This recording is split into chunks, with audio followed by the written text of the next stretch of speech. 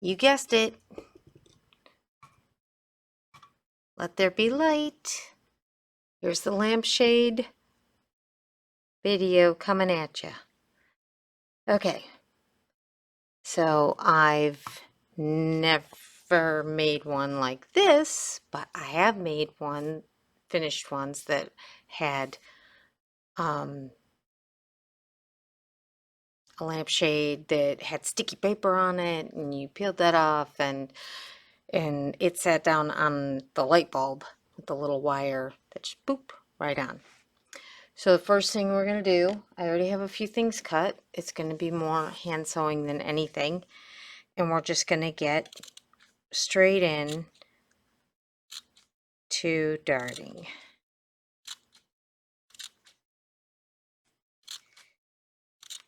I mean, I think that the lamps are absolutely adorable. It used to make me crazy trying to find lamps, shades for lamps that did not come, like they lost the shade in their stash or whatever. They never bought the shade. And so I made myself nuts trying to figure out how to make different kinds of shades for this. Now, it's really lovely that this sits right down on to that cone because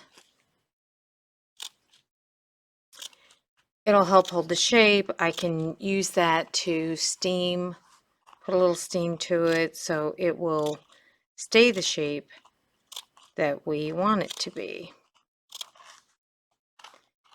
And because this is going to curve and be turned over, you definitely want to make sure that you're darting closer together so that you have this nice refined amount of tabs. And again, it's all about hiding our sins now so we don't have to ask, because I'm doing really skinny cording, 5 and 5 strands. So we have to make sure that it's all good, that it's going to cover everything and we're not going to have any issues. This back just a tad.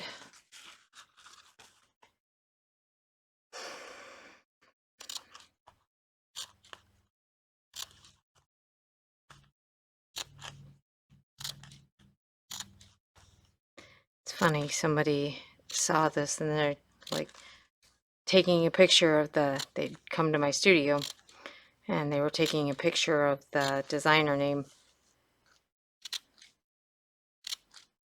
because I've got to have one of those. Okay. I definitely think I could use one of those as well. Very sweet. At least, if nothing else, the lamp, because that is a really nice gig.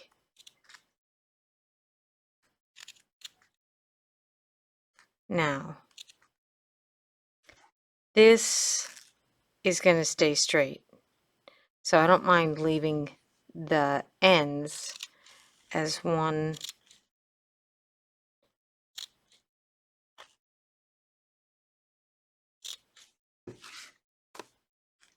long tab.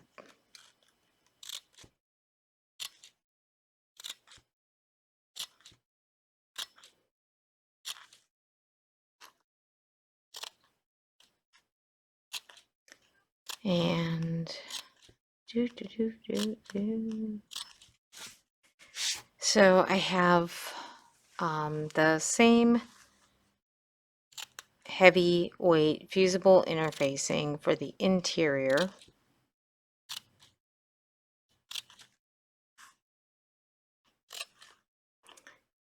That I used on the bag. I am finding a challenge with this scissor. It's got a little catch on one of them.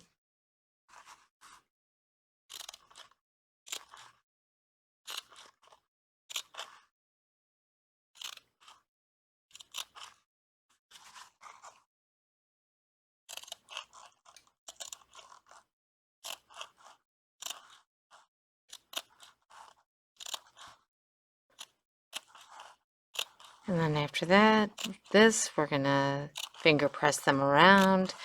You know, I really just build things over and over again that are utilizing the same methods. Give it structure.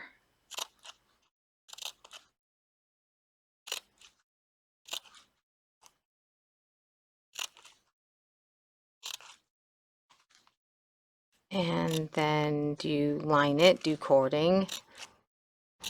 Pretty basic in a certain sense. Once you really get down doing shapes, you're kind of there. Of course, there's always something that comes up that is kind of a, didn't think that was going to happen, but for the most part, you can always tell the videos that surprise me, like the the clutch with being able to utilize almost a self-welt type of instant. Okay, that's all set there. And oof, I got schniblets all over me. And interesting. I had to grab my ironing pad. Got lots of good water in it now. And I'm just gonna give this a little roll. So my concern is, as I'm doing this, the challenge is going to be where the seam is. Because we don't have a wire circle to put in the edge, but I think because it sits down on it enough, it really shouldn't be an issue, and we'll get the shape from this lovely little shade. But it doesn't mean that's what's going to happen, so we shall see. Now, because of this being a shape, we are going to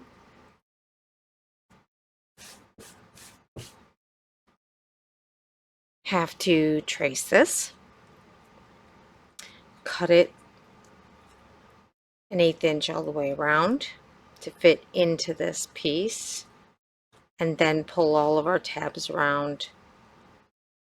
And I don't feel like I want to use the double-sided heavy duty interfacing on this one. I think I'd like to have the one that's just one-sided that will potentially hold on to this area just because the nubblies are up. And okay, so I'm going to leave these open. I'm just going to start putting, using my iron, using the side of it, because again, we just want to get these rolled over.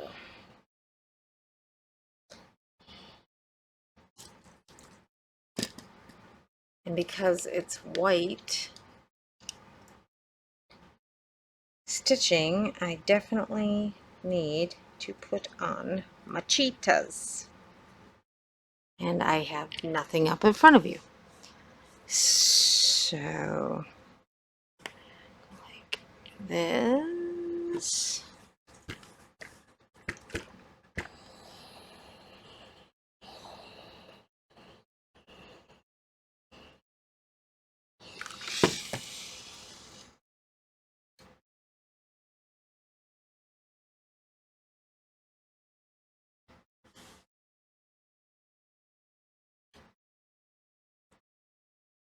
Okay.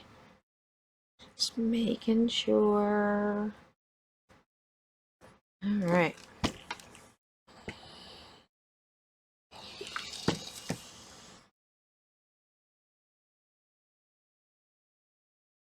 Okay. Do the opposite side.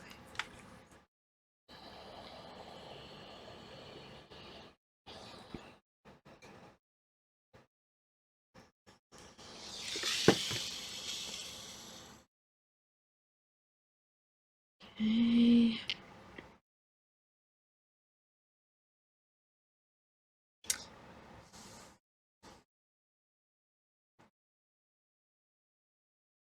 It's surprising how long these stay nice and steamy.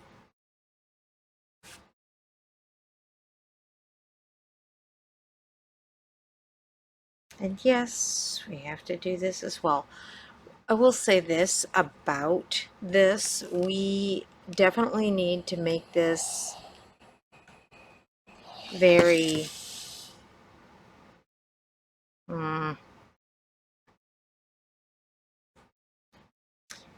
not too small.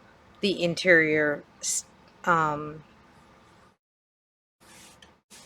piece that's going to give it the structure. Because if we do, then it's just gonna be floppy because we don't have a true back piece to support it like we would say with a star ornament. Okay.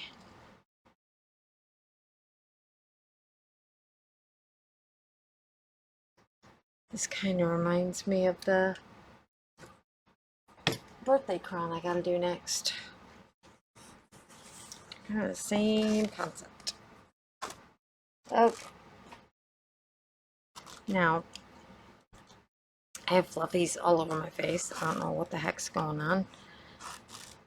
And yeah, so we want to do stitching side down. And the reason why we want to do that is because it's going to lift up and set right into this. Moved my caddy and now all my stuff is gone. All right.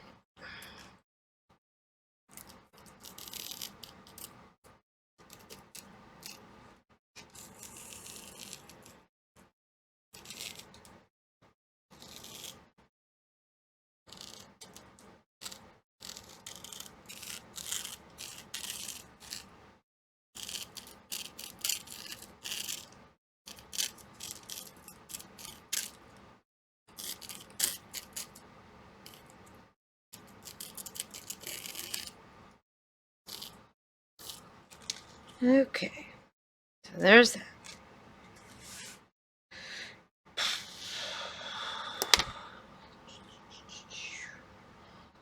Long scissors.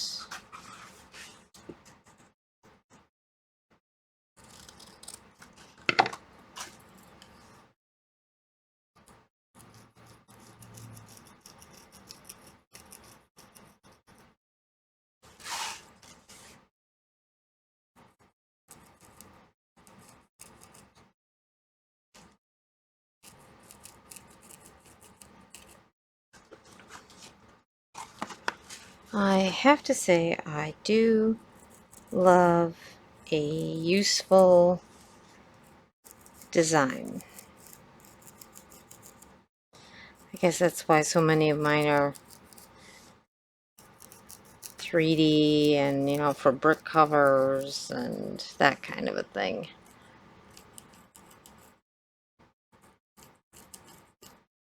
Not just yet another dust collector.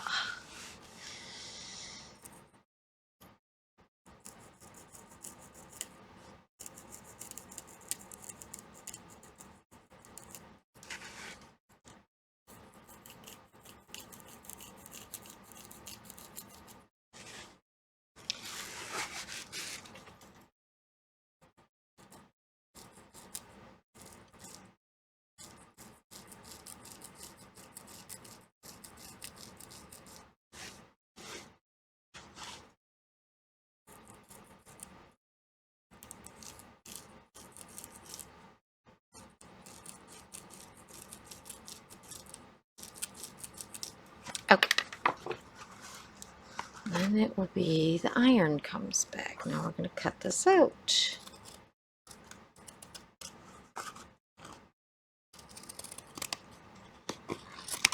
And no, I'm not going to bevel it. Ha ha ha, you're very funny.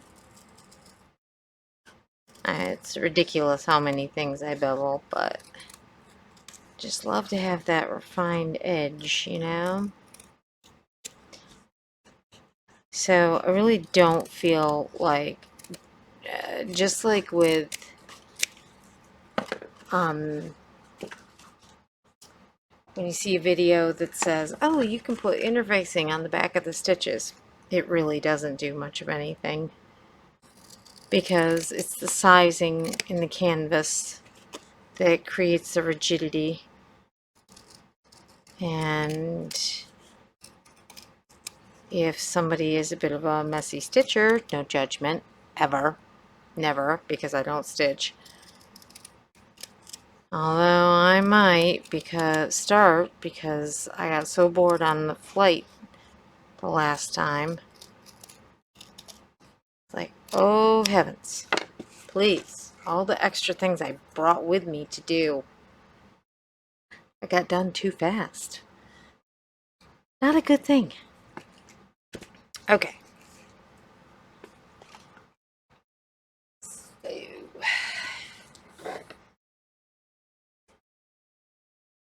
Oh look, that side's like clean.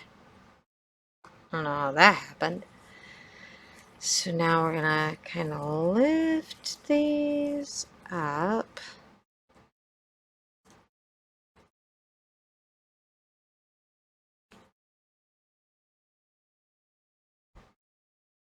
Like so. And you see it. You see the schniblets just popping everywhere. Don't freak out. It'll all go on.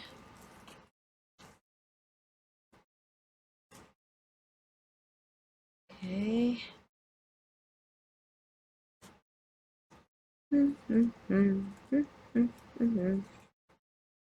Okay. All right.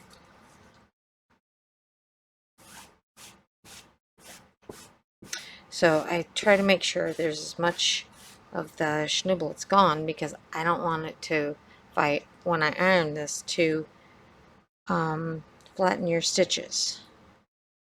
Okay, so that I'm trying to center.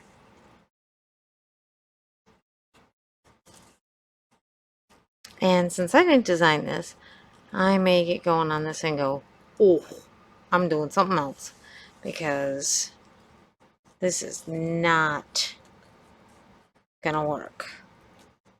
If that's the case, we just take it off, start again. It's all good. Again, hide the sins now.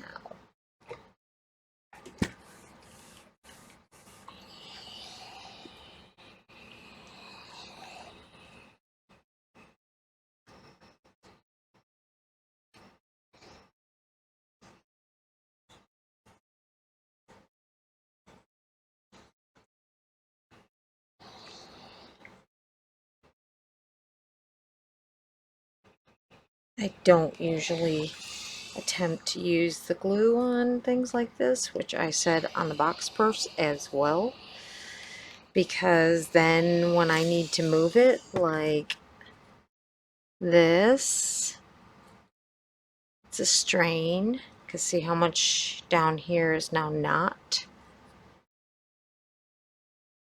So we need to do this. Then we're going to kind of shift our lampshade a little bit while it's all steamy beamy. Ah, there we go.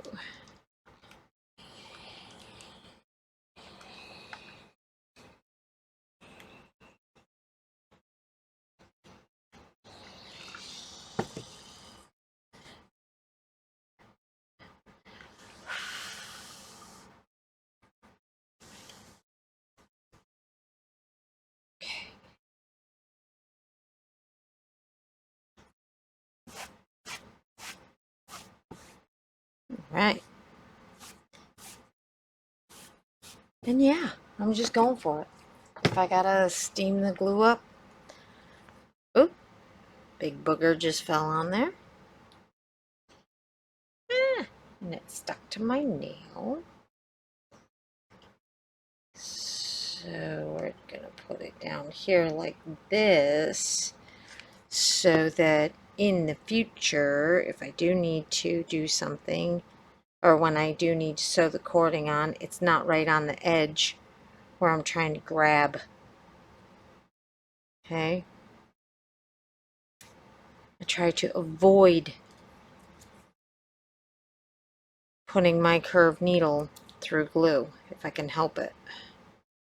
Doesn't always happen, and that's why I have jewelry pliers right there. Okay.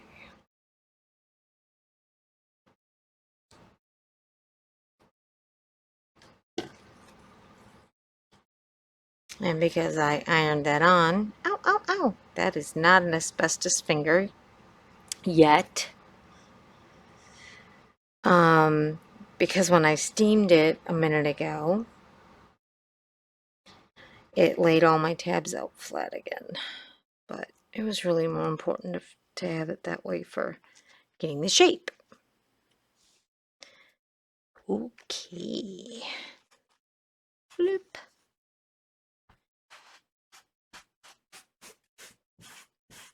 Sweep, sweep, sweep. And then we go and do this. Lots of schmear. Doo, doo, doo.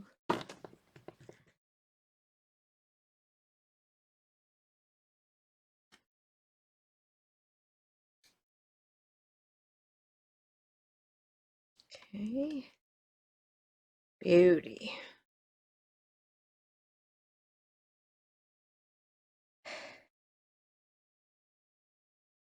I felt like the other version would be too difficult. Because I don't have, if I try to press it from this side to get the glue to stick, it's going to not do it. So I figured the single-sided glue was better.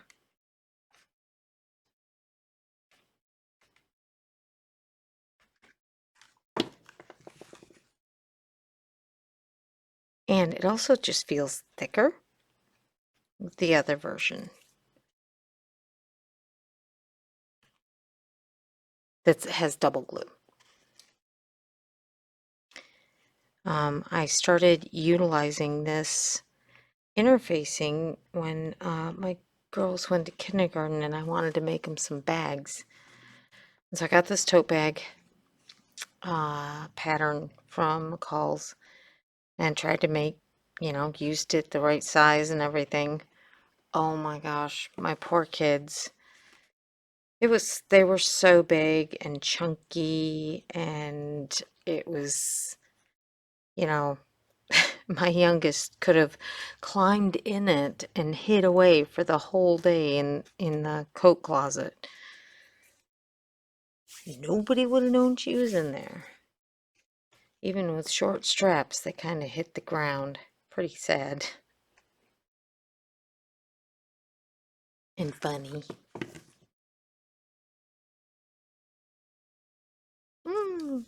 That's a good one. Right on the pinky that's not used to it.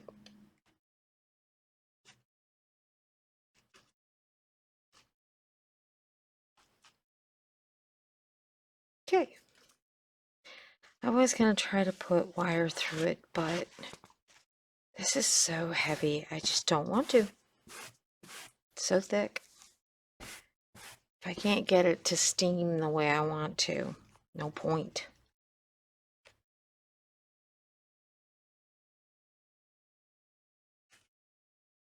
All right.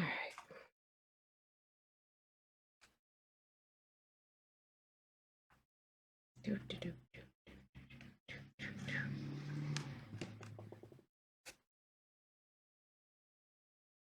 Yeah, let go of me.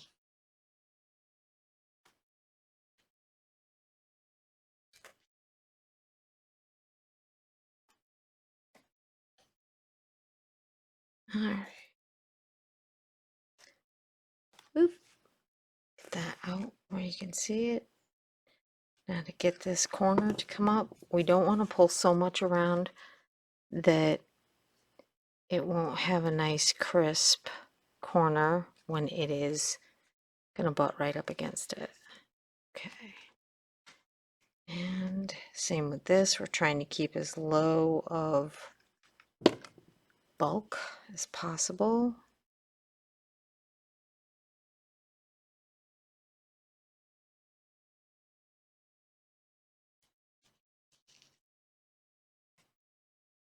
I do have to say that I love that I see things that are being designed now that became passé before the boom. Oof. Okay, here we go.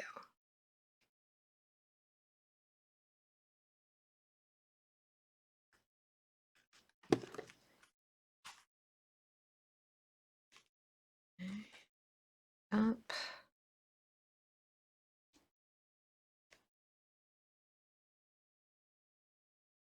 So.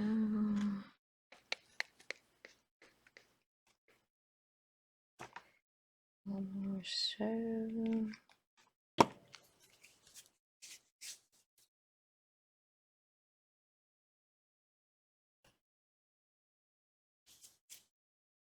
Right.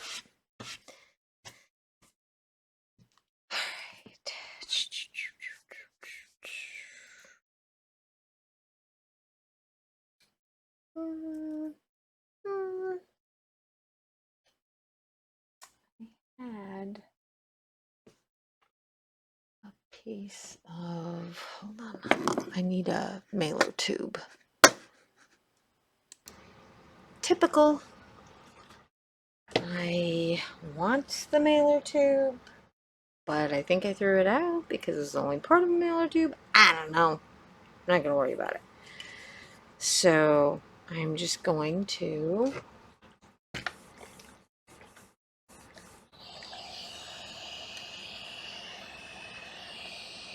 steamy, steamy, steamy. Then lay it over.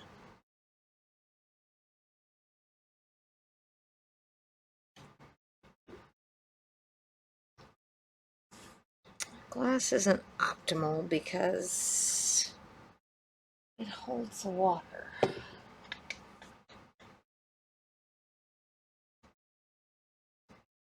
Rats.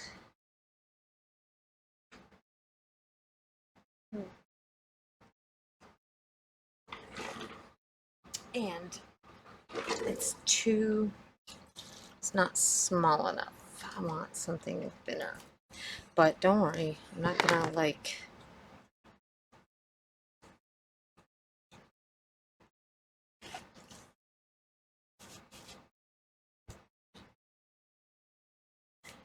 just kind of want to get the curve started, breaking it down a little bit.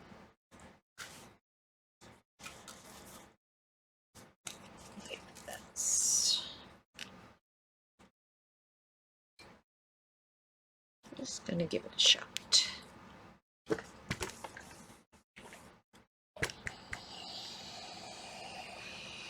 I'm not gonna get this can so hot that it exploded.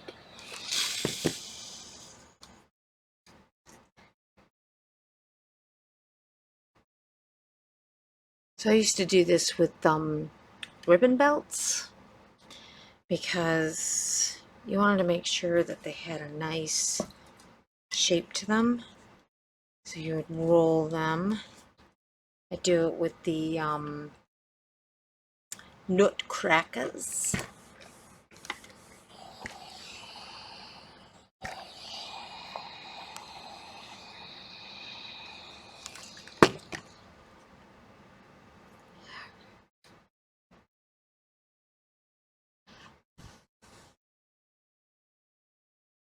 Again,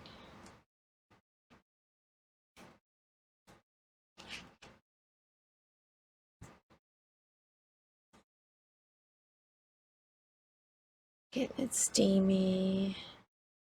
Just trying to put a little curve in it. You can see it there. So that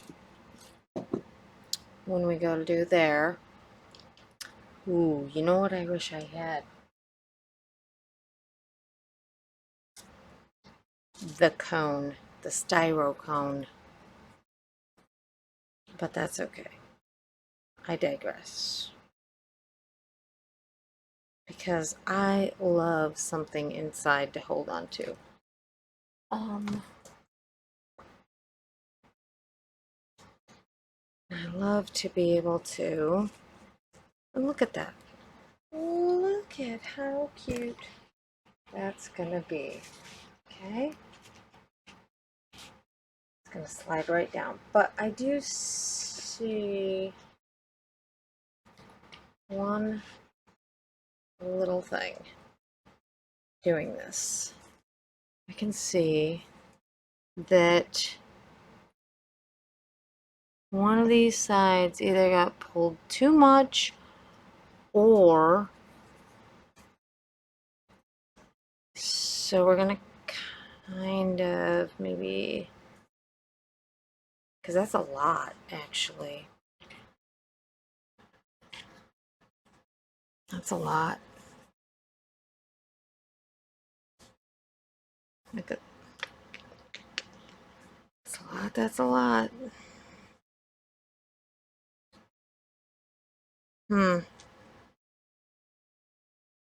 Which then makes all of that on the interior wonky.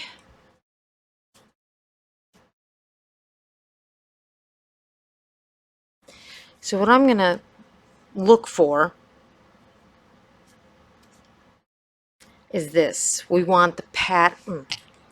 We're looking at the pattern to match so that these stitches, when we stitch it together, this is why I like doing things hand, because it gives us a chance to look at things like this and then modify. Because if you look here, you can see that this side is deeper than this side. So this end was maybe a little smaller.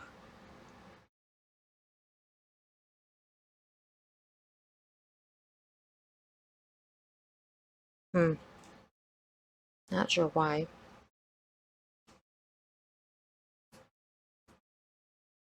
So that's what we're going to do.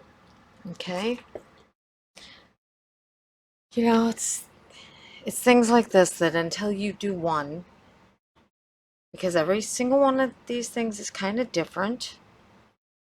It can be a little off center on the canvas. It can be a little whatever. Through no fault of really anybody except maybe me pulling too hard or something like that. So this is the small side. That's a lot of stitches though. So I don't know what's going on with that, but there are those two like that. When you are doing a pattern like this, it's actually pretty nice because, okay, hold on. I gotta see if I've got that cone. Okay, no laughing. It's not a cone, but it's an egg. And it will work for what we need to do, which is line it up this way. I can just pin it straight down into it and get some stitches in there, right? Just see, and I can still see here. Okay.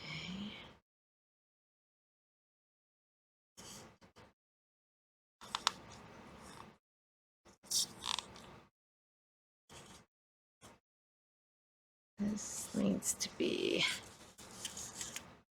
there.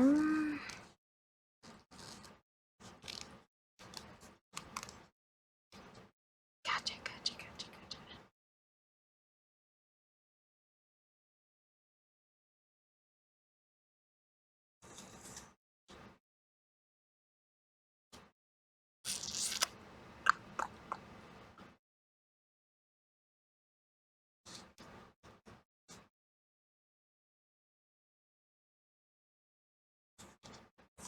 Okay. That's gonna help.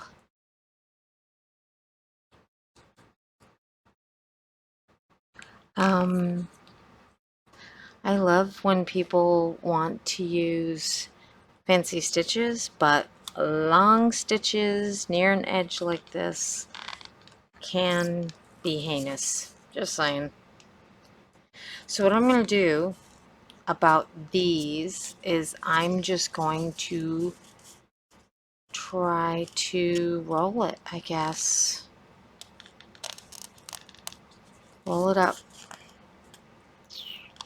so that they look right, whether it's from the top down.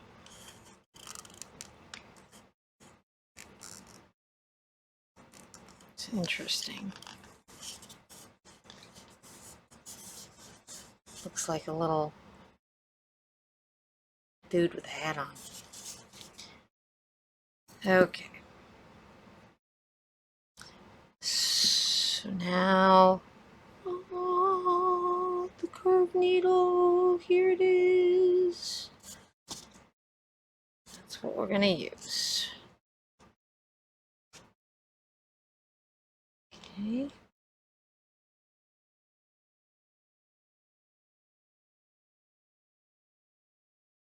Put that into the mat. Get some stitching line.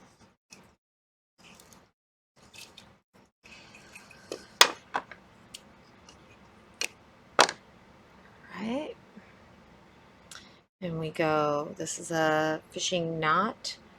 So I make the loop and I go one, 2, like you're doing a French knot. 3, 4, 5, and slide it down. Okay, 1, 2, 3, 4, 5. I will say this. This having the kind of little asymmetry curve to it where it looks like part of it is shorter than the other, pretty typical for cones. I've just, after doing the other lampshades, I had the same issue with those. The designs have to be so carefully put on to the needlepoint, and then you go to finish it and it's a little wonky, because, you know, like I said, maybe I pull a little too much over. Maybe when I did the thing where I took it off to shift it a little bit, I could have, because you give it a little steam and that sizing just loves to stretch and block out.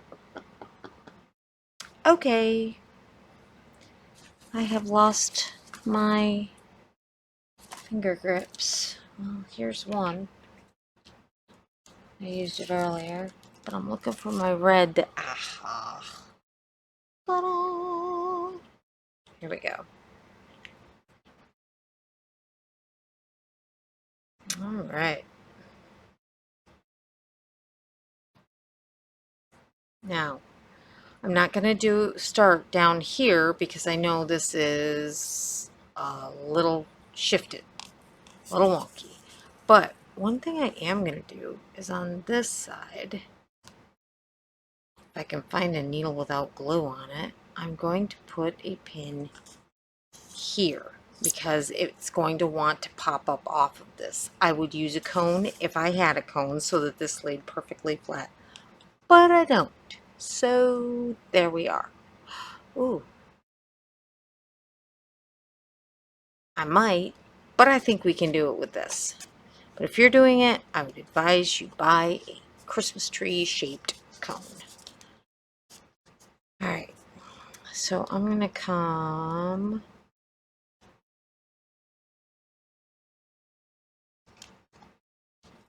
I want to start at the top and go down, or the vice versa.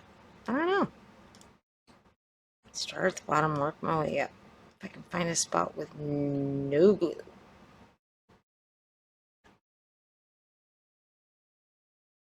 Come on. No. I want to start on the right side.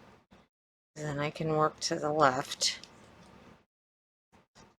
Like I said, don't love the glue. Okay.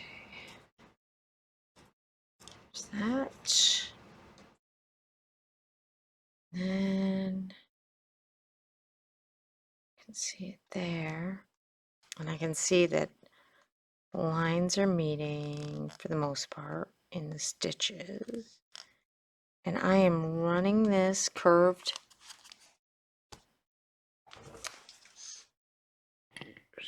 back a little. I'm running this curved needle like this under in between, like this, because I just want almost like a whip stitch in here this time, where it's not like totally cinched down super tight, because I do have a little foible and we know about it. It's on the left side. Going to, I know it's hard to see this freaking fishing line, but it'd be worse if it was invisible thread. Okay.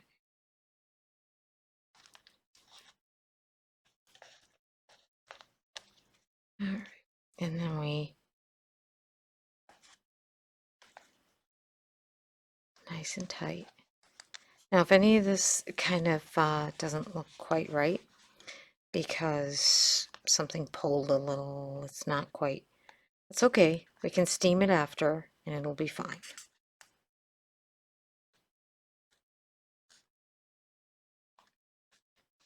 Not going to make ourselves crazy about it right now.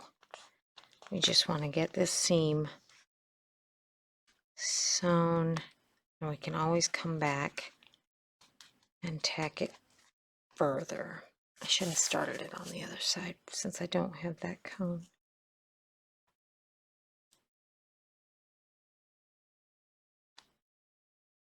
So now I'm on the right side, going down, and I mean I'm going quite a ways down, big stitches just to get it laid on. Okay, like this. When you're doing bricks, things like that, you also want to make sure that your stitches are lining up as you go. Like if there, especially if there's a pattern, but your whole stitch line as well. Toot, toot, toot.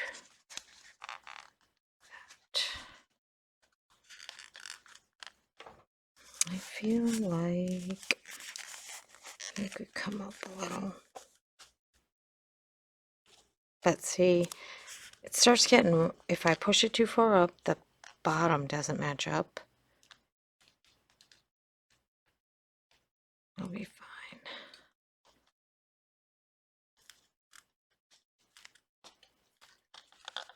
Constantly giving myself affirmations of, it'll be fine, it's all good.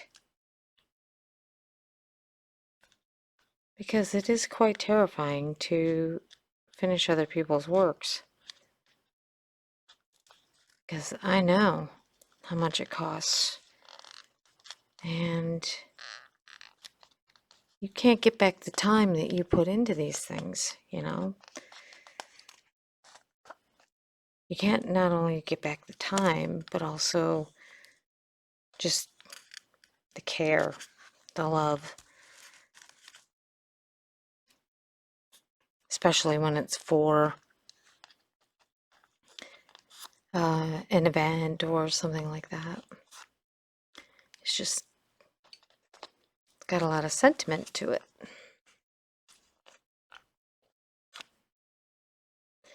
All right, now I took a majority of those out so that as I come up, if this does need to shift a little bit, we can do it.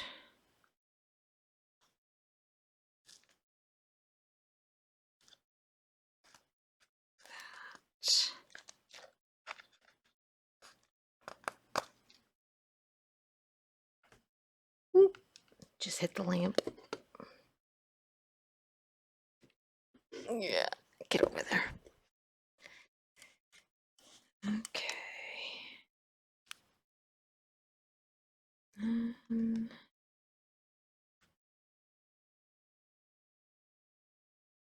Can't even see if I'm in focus because we're in two sets of glasses. It is, but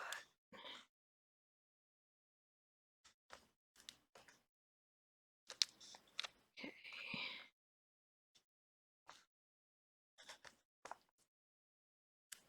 So when I didn't pull this tight and roll that more, it's just so interesting to me how things come about. It's like, boy, it looked like it was pretty equal. What did I do? Holy moly. Did it slide when I... Nope, because we had it glued right to it. Don't know. Stop second guessing myself. And through here.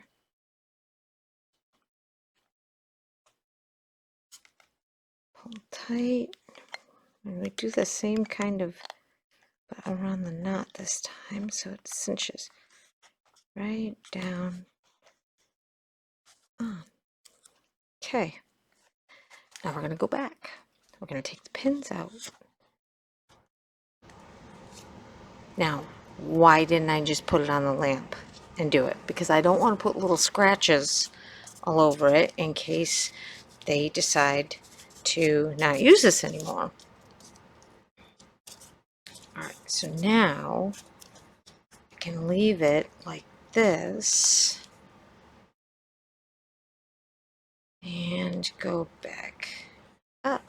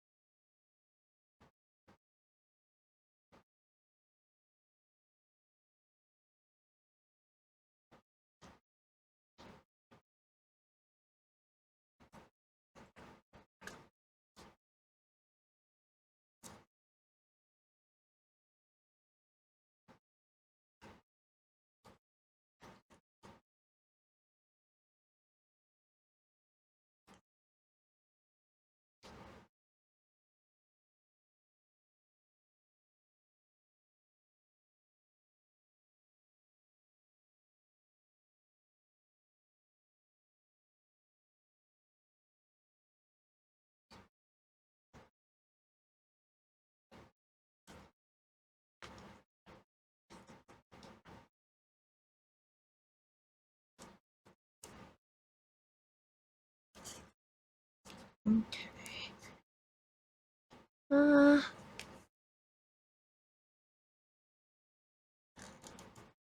can see it's got a little bumpy there. I'll come back at it in a minute. It's just because of how, when you're coming back,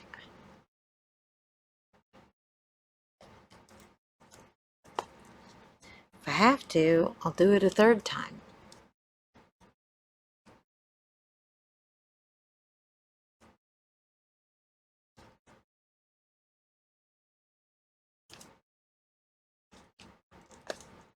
Okay. But this, we're going to take a little steam, and we got to roll that corner anyway.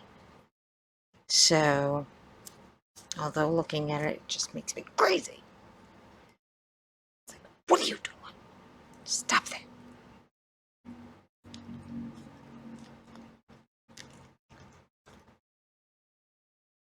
You are misbehaving.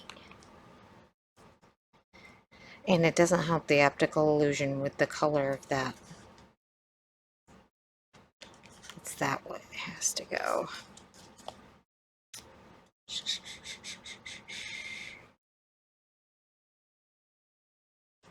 Like that.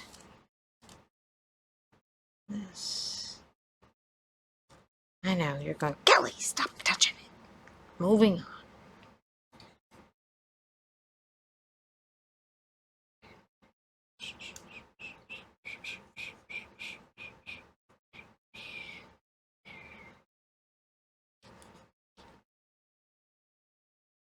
Okay. Almost there, almost there. Oh, the regret. Well, it wouldn't have been the right size anyway.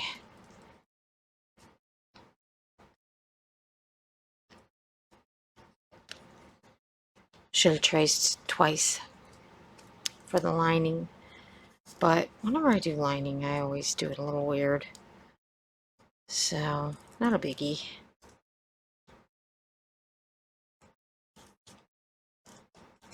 Because I know that it's not going to be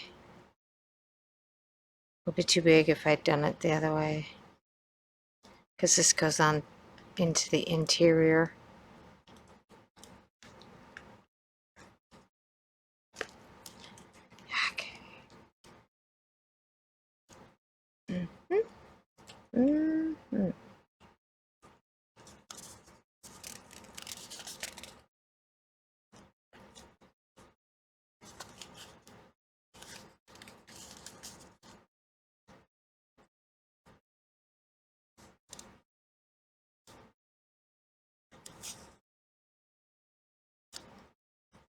Okay. Stop that. Sorry.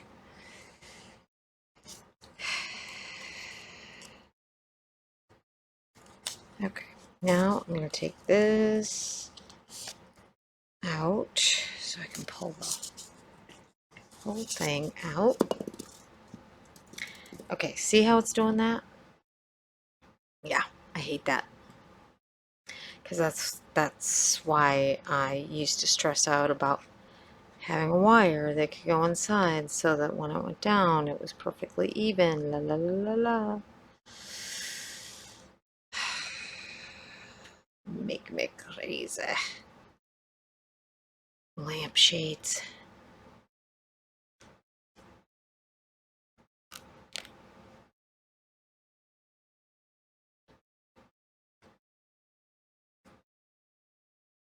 All right.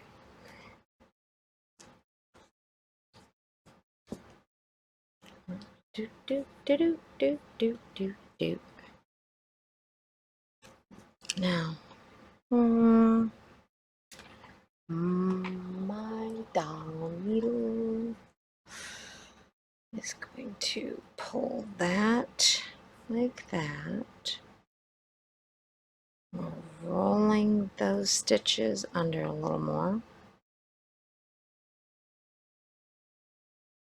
Like that. There we go. Okay. Now,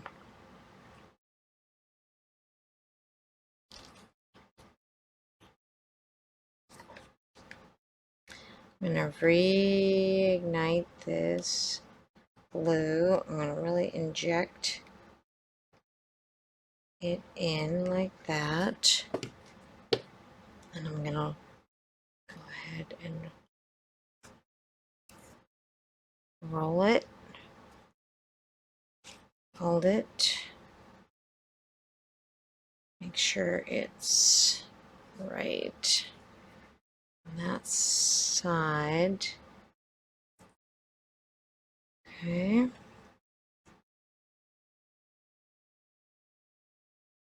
This side is so much smaller. I just don't get it. I don't know.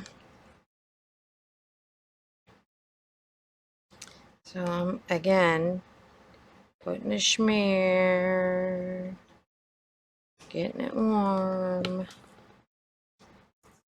rolling it down so that it's smaller. Okay, like that. A lot of stuff looks really just weird until you get the lining in it and everything else. Okay, so now I want to look at, as we put this on, and I put it like this. That side's relatively even. But when you, oh, sorry. But when you start, oh, and I turned it on, looking at how much is over here, it's a little worrisome.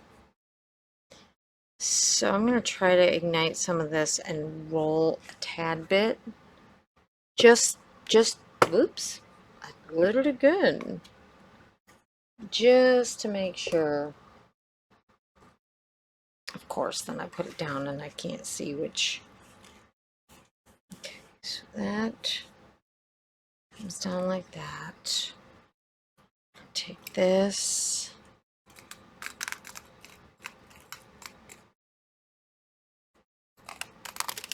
And show the depth. That looks about right.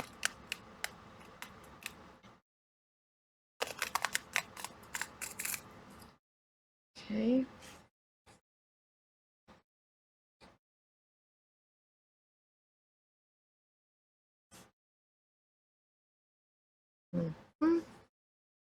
That's okay.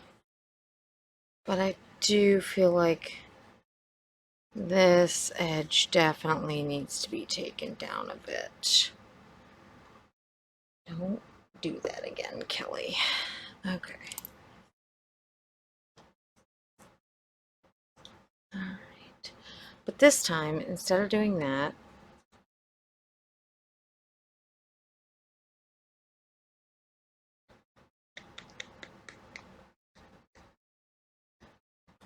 I'm just looking to see. Alright, that's okay. So it kind of starts there. So what we're going to do is, this is number one way to reignite. If you need to like take your needlepoint off of anything, steam the tabs, pull them up, because it reignites the glue just enough.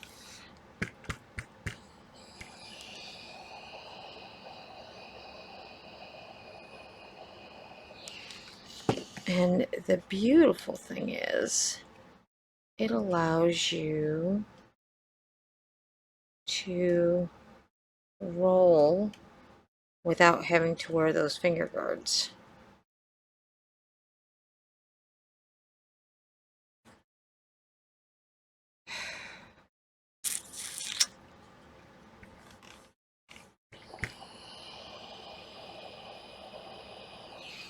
I think maybe I just didn't get them rolled enough initially.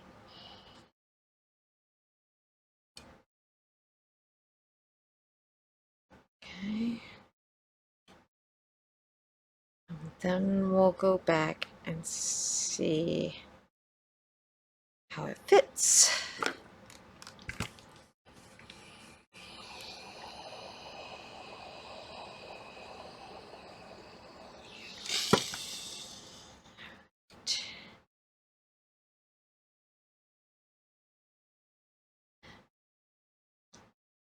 I'd much rather have not such a heavy edge, but when you have to start rolling stitches, it's just what happens.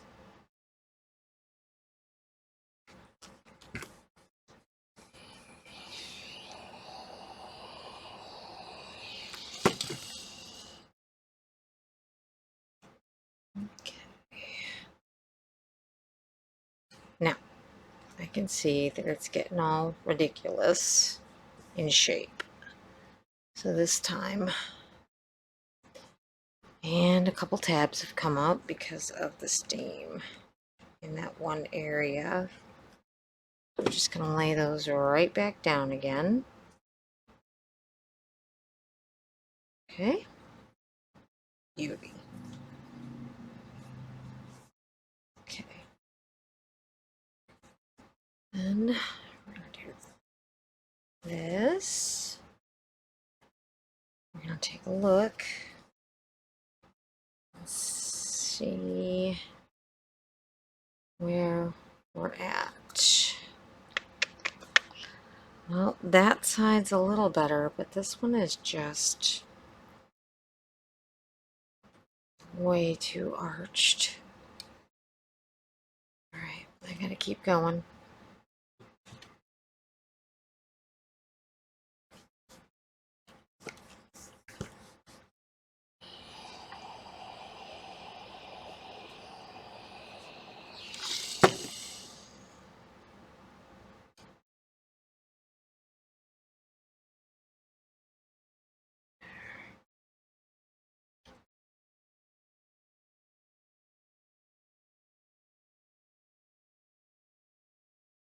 Stick this in. Better. I'm just looking at...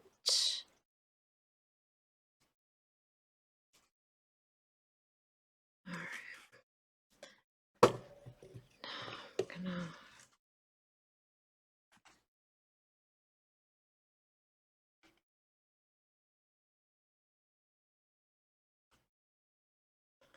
reignite it a little bit more.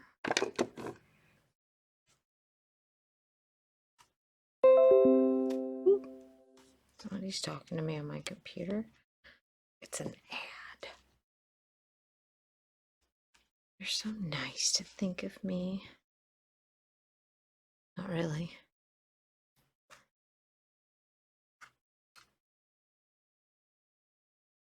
Okay.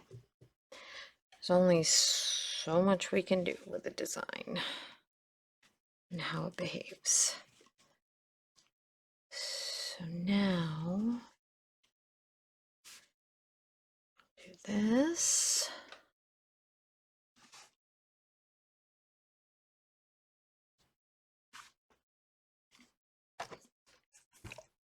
I'll make sure there's no...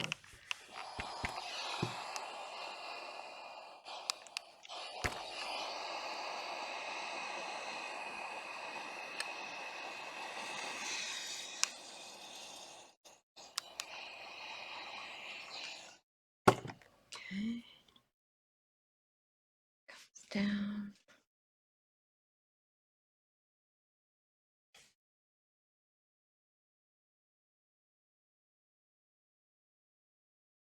Okay.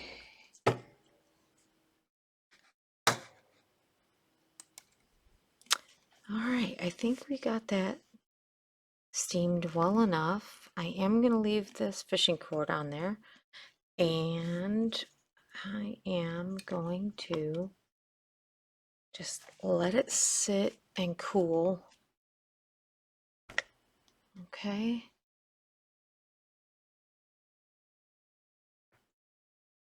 All right. Just like that. Okay. Now, I'm going to come over and I'm going to get a piece of poster board. Be right back. Do I want poster? I'll be back. So now we're going to utilize the interfacing, it's like a heavy medium. Do I have a thinner one on this? I don't think so. No. Oh, yeah, I do. Just slightly. I just throw it all over the floor. Hi, stop that. Okay.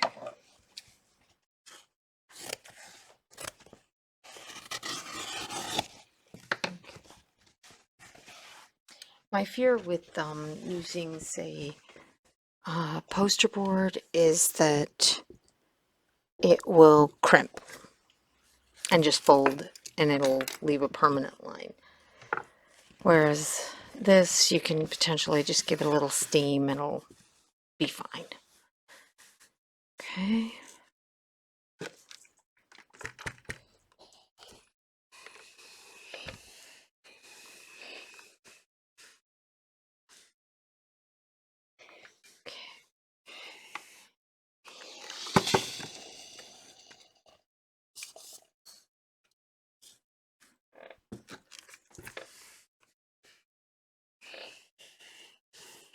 Okay.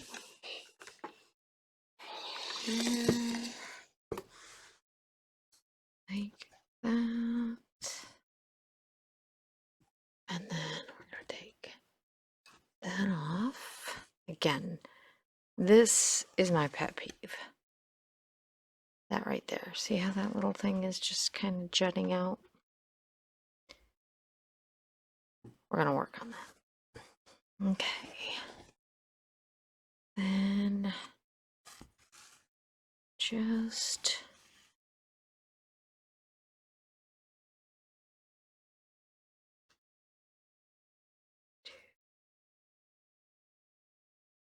nope. Think, Kelly. Think it out. Because I didn't trace it.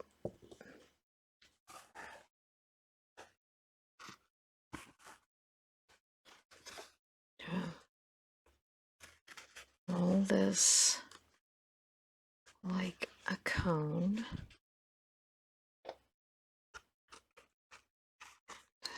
Put it up in. Essentially.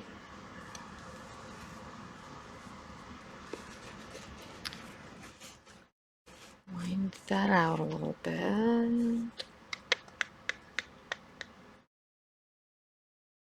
Now you think, well, Kelly, if you just traced it, yes and no.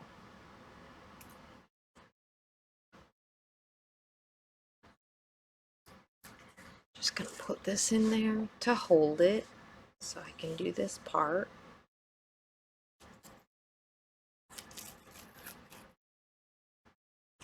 I'm gonna trace it.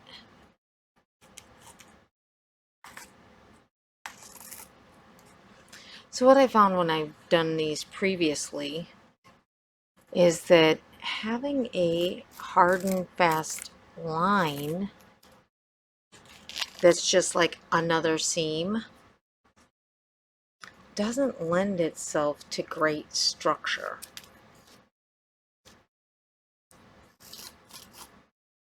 Just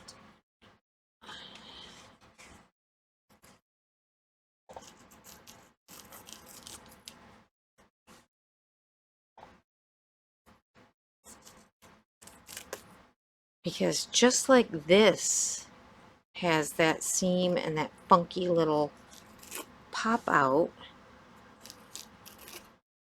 So when you need to marry two pieces of leather together, say on the interior of a belt, instead of doing a straight cut, you do bevel edge this way, and then on the next piece you're going to fill that bevel edge.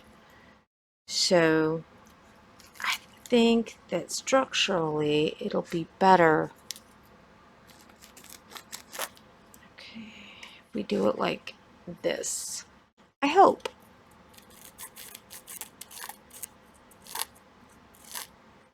I find with my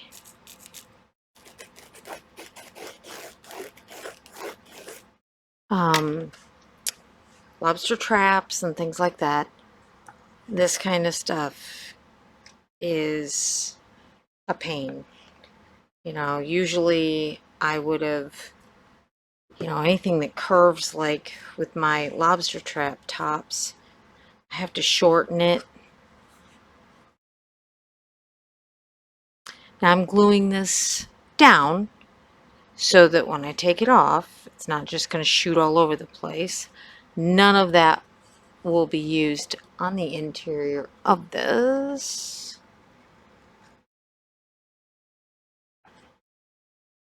Sorry, I'm trying to glue up there as well, and it's off camera, and I apologize. This is just one of these funky projects that I'm going to have a hard time keeping it in. Now I do want to mark on here that this is where the seam is on the back. Just in case. I don't know why, but we're just gonna just in case it. Alright, so now we take the lamp out. Alright. Then I'm gonna take this. Come on, out, out, out. There we go. Okay, and there's our little interior lining. But we're gonna do this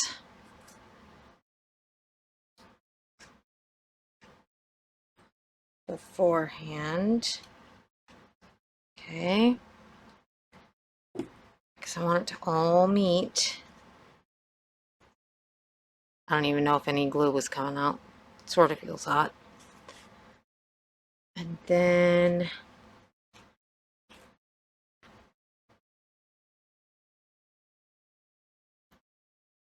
once I cut this up here, I'll be able to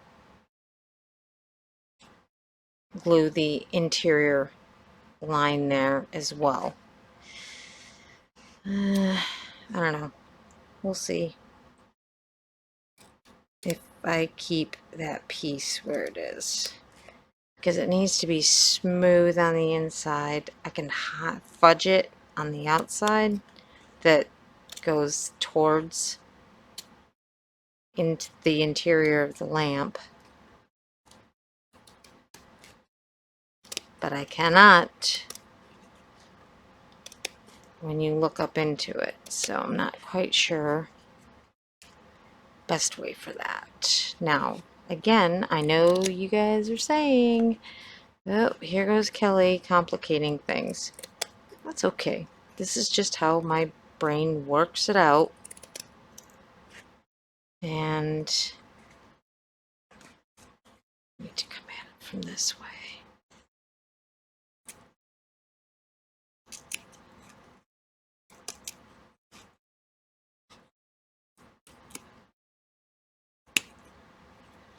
Now, why am I doing a second piece of something that is like core? Because to me, a lampshade like this, the more structure you give it, the more longevity you're going to have. All it's going to take is one little person grabbing hold of it, putting it on their head and running around, or putting it on the cat like it's a cone, to go, oh great, that's never coming back. So, yeah. Let's just try to... Not that I think of the worst about children, but just feel sorry for my mom, because that was me. I did stuff like that all the time. That and take things apart and put it back together.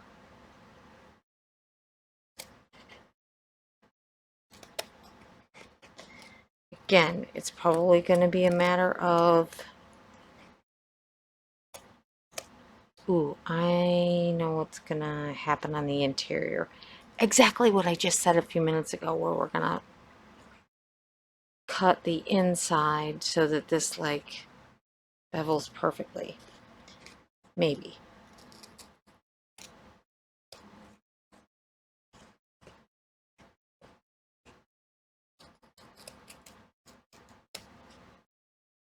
And this is where the thing was, the seam.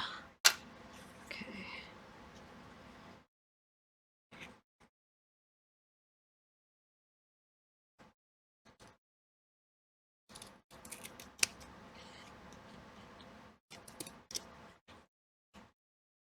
Okay. All right. So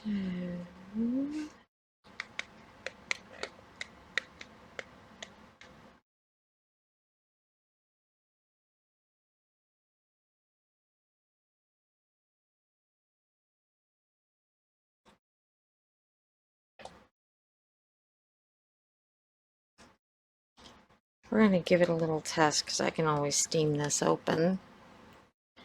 And what the test is, so see, by making that cone, you can see that there's an interior piece.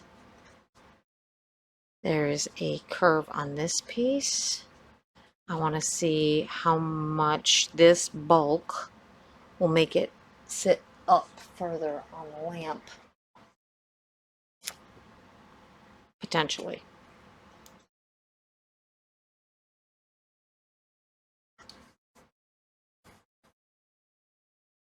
Oh, jeez. Stop that.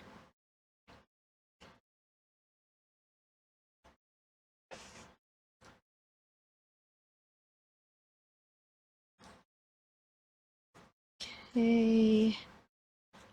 Come on. Oh, wait. What was that line? I know I put one of them up on this bottom edge. Was it there? I think so. That's where the seam was. See? Fits right up in there. Right? Because I marked where that seam was when I traced it.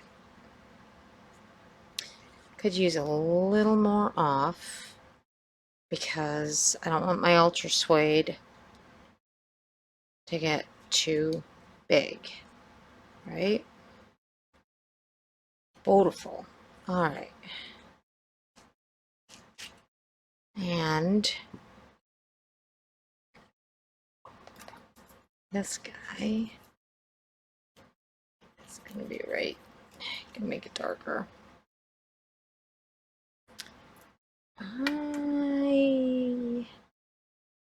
Yeah. I am the Frito Bandito.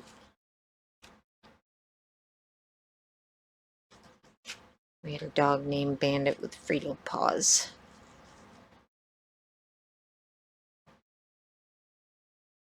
And that's what made me think of that. Okay. So when I put this up, see what happens? It's making it sit too high up. So we have to eliminate the bulk out of it.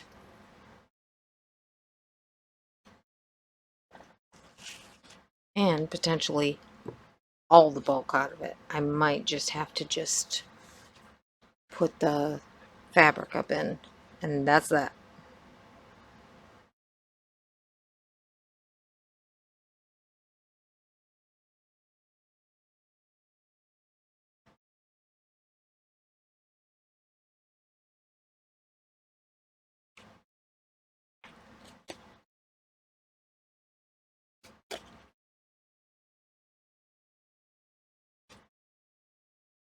Okay.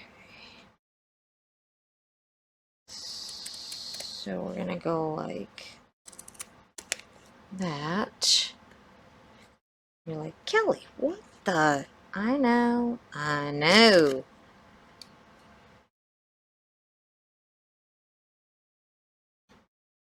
Maybe shift into poster board.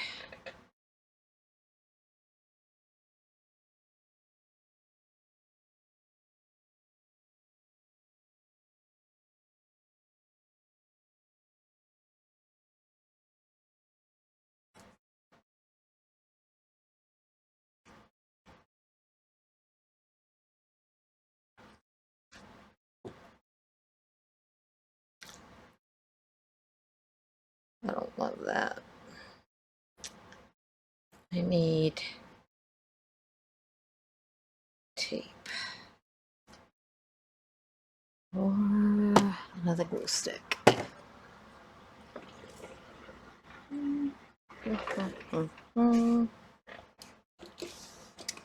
Once I get this encased in fabric, it should be okay, but I still got to test it.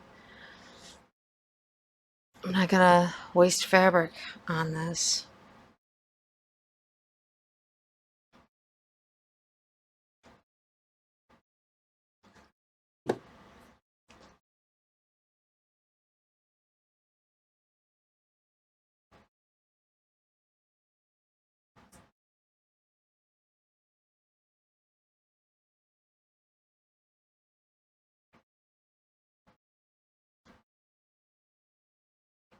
Because that had triple thickness at a certain point.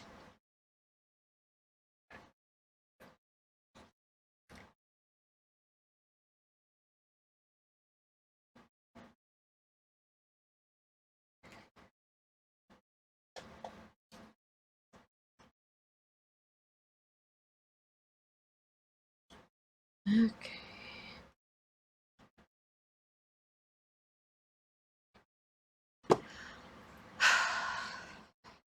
Boy, when I first started this, I thought, whew, I'm going to cook with gas. I'm going to get this done. It's going to be easy squeezy. So much for that.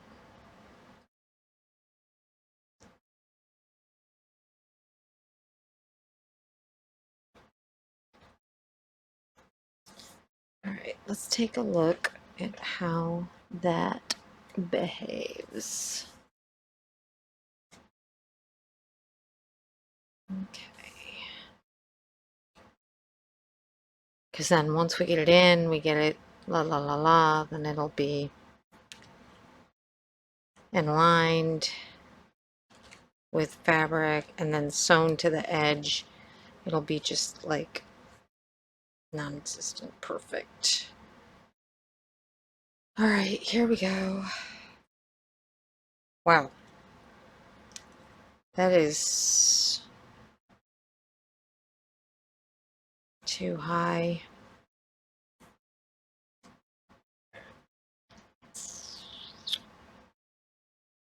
Okay. It just takes up too much room.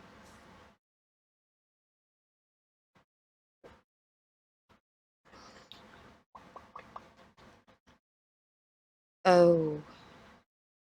Huh.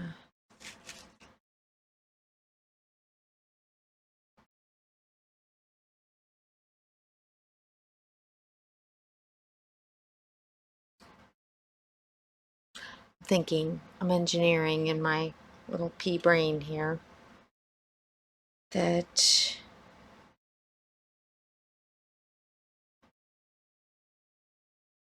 well, number one, I could put a piece here that will reinforce this so it'll stay flat. Number one. Um,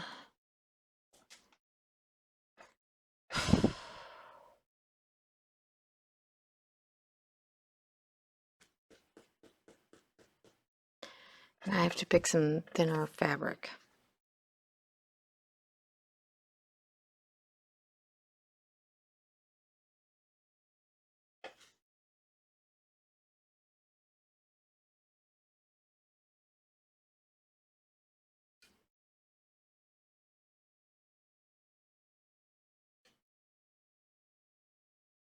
I'm thinking, sorry.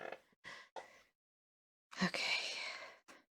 I'm gonna take a second and see, because to me, this is not as thick as poster board, but pretty close. Um,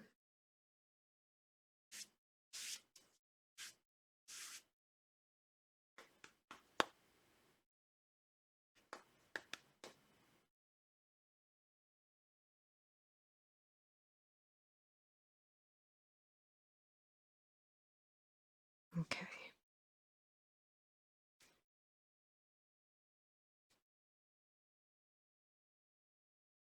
All right, let me pause it.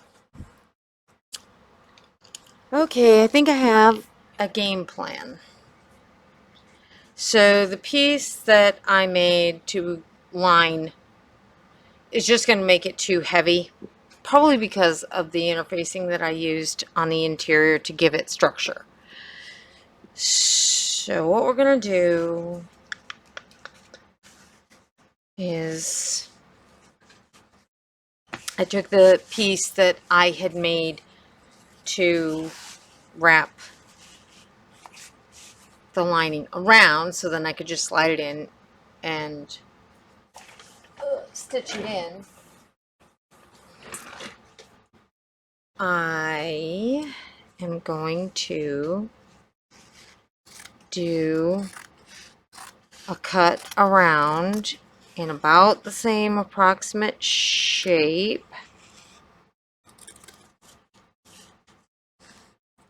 But I am not going to trace this piece onto this because it is very thin Dupani silk and you'll be able to see the pencil line through it. So it's going to be a matter of just doing some darting, putting it up in, and pin, pin, pin, pin, pin. Okay? Like this. Now, I know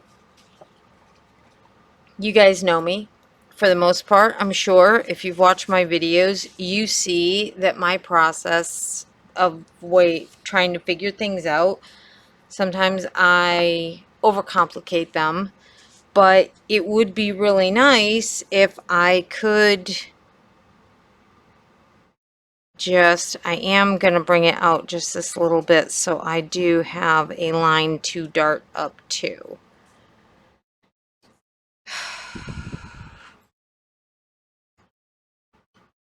Sorry, I'm having a head rush. I gotta stop. Okay, water on board and dinner. Dang. Alright. So the other interfacing is way too thick. You know that. I have done a little sketch. And this is kind of how I do purses. So we are going to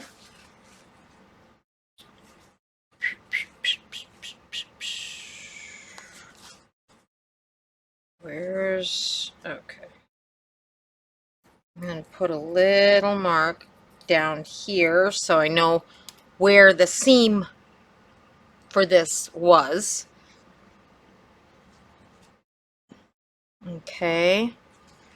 And then this is kind of what I do with mini stockings. And no, I am not going to sew this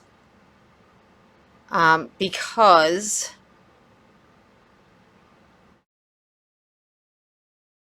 if I sew it now, potentially it won't fit. La la la la la. I sing a lot in this one. La la la la la la la la la. Okay. So the raw edge line goes up in first. And I am not doing hard seam where the other seam is because it'll only add.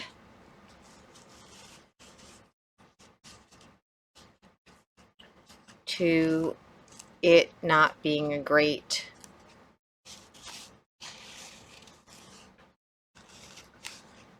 finish. Come on, you. Behave yourself. At least I don't have Scrappy haunting me tonight. He stayed home. He's sleepy. He's hanging out with the girl. my daughter. Okay. That means... Okay. So the seam will be on the front side. Okay.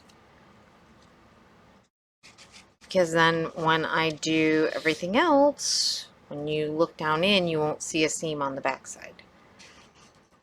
At least that's what it is right now.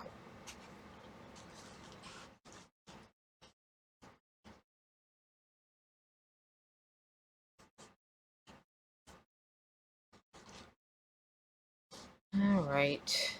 Fine. You're like, Kelly, that doesn't work for me. I must have the seam and the seam in the same place. I get it.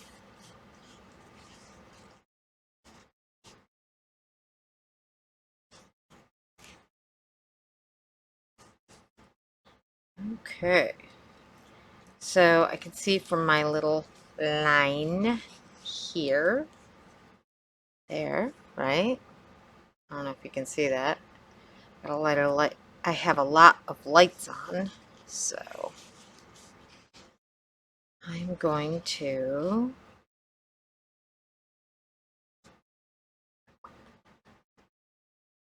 I don't mind if it's offset a little bit either. It doesn't have to match right where that seam is. I really, really, really want to put something stiff on this back.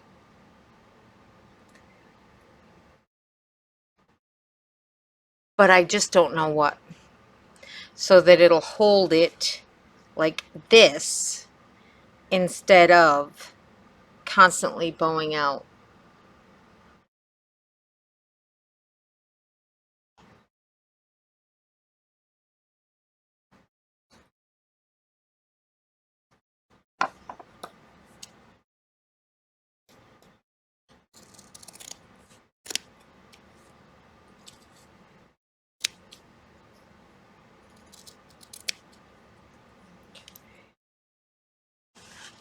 I'm doing it because this annoys me.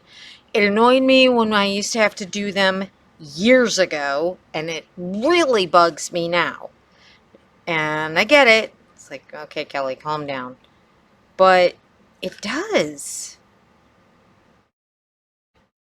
It is a weakness.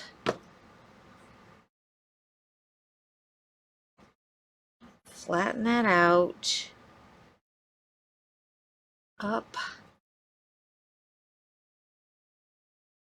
Down.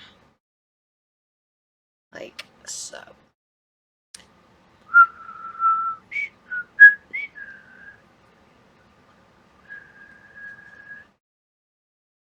Helped a little. I'm just going to keep holding it for a minute. And then once I get this up in, I'm going to just start to dart it. So the Dupone goes like this. That goes over the raw seam. The raw seam. You have to turn it a little bit so that the seam begins and ends approximately here. Okay. Got it. Got it, got it, got it. So, open, open, open. And pull that down. Okay. That looks right. Okay. So now, without cutting our good seam edge that we have ironed over,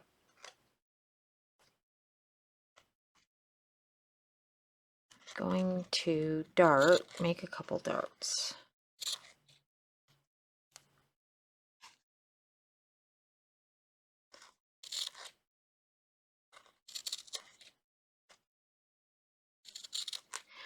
This is the same thing I do on Limoges boxes, if you've watched those videos.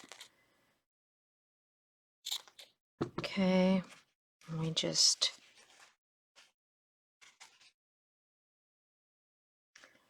finger press these over to start being able. Come on, come on, come on.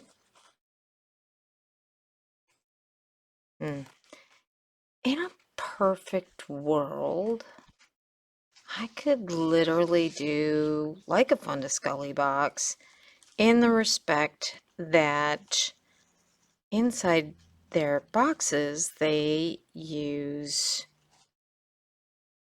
the metal that goes along your like chimney and things like that.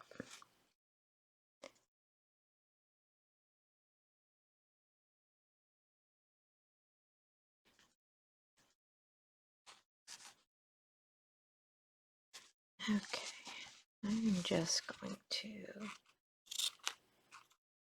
start up to approximately there, knowing that when I sketched this on, it was like maybe an 1/8 inch past that little template that I was going to use to line the inside. And you'll be able to see that when I do the crown video next week-ish. Might be this weekend. I just don't quite know. You want to make sure that it's not sitting way up at the top, that it's meeting right at that edge. Okay. Get this pin on. If I had some glue, pin without glue. Not easy to find in my pin cushion. Okay, that's just ridiculous. Won't even go in. And actually, this should roll under a tad more, because when we come back around, that piece that's got that nice smooth edge from being ironed over is gonna go on top of here. Okay, so we're just gonna pin, pin, pin, pin. That's not so bad anymore. I don't hate it as much as I did before.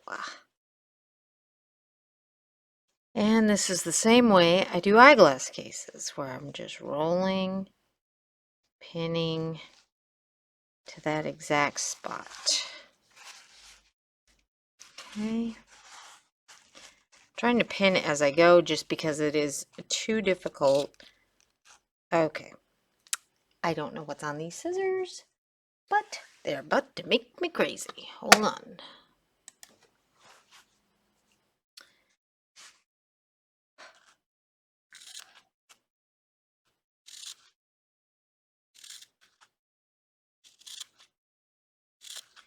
So if I had designed these, I probably would have made them just a little bit bigger so that I could do my little trick where I can just wrap the lining around something else. It would give more structure and it would make the interior so it was just perfectly smooth, which it's going to look perfectly smooth.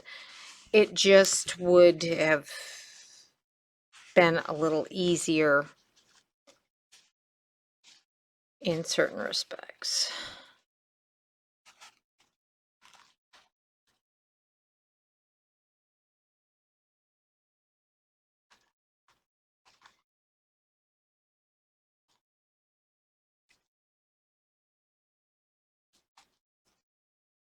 So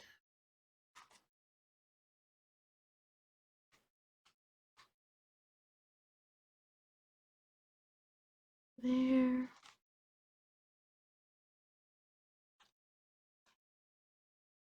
Roll,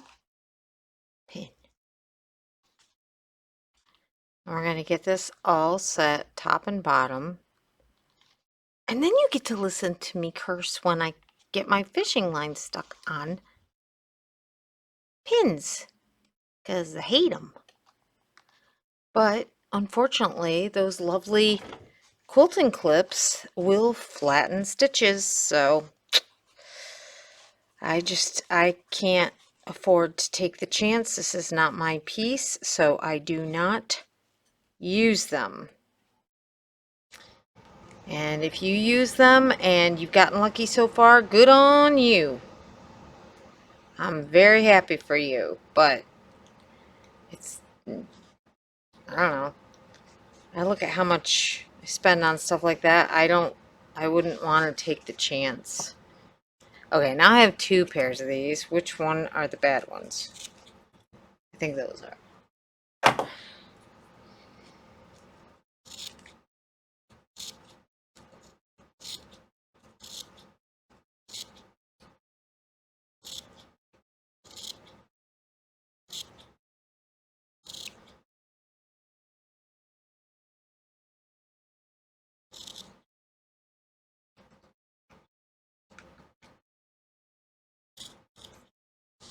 Now I'm going to do a little like that, just straight in, because I want to make sure that I can angle that over the top of this, like down in a second.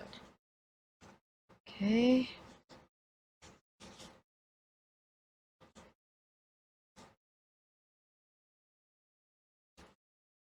Again, like so. Do do do do do do do. Banana. Do do do do. Banana. Do do do do do do do do do do do do do do.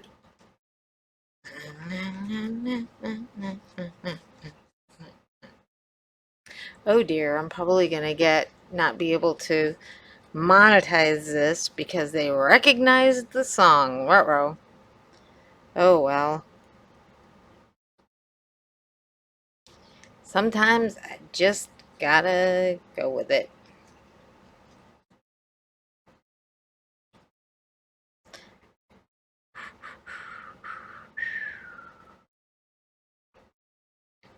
There.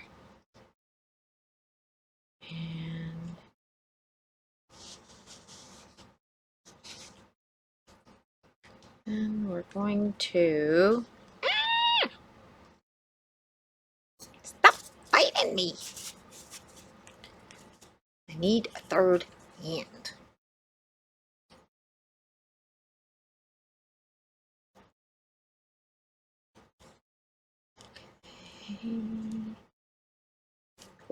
Okay. This. That.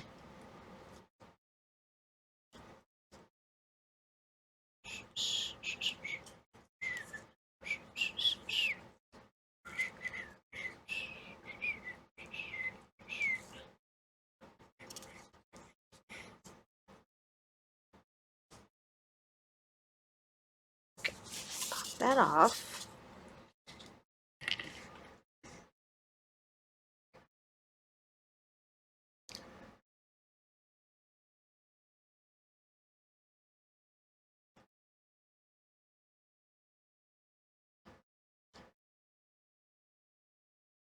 Again, I don't really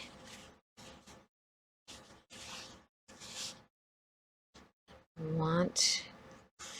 Wait, that's pretty close, sort of.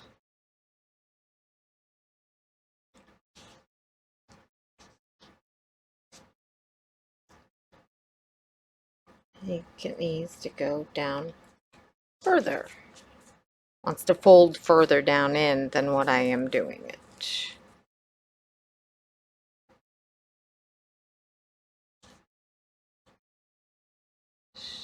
So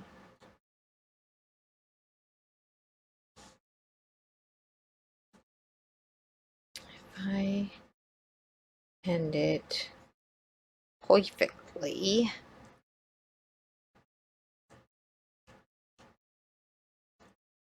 I'm going to shove that down in.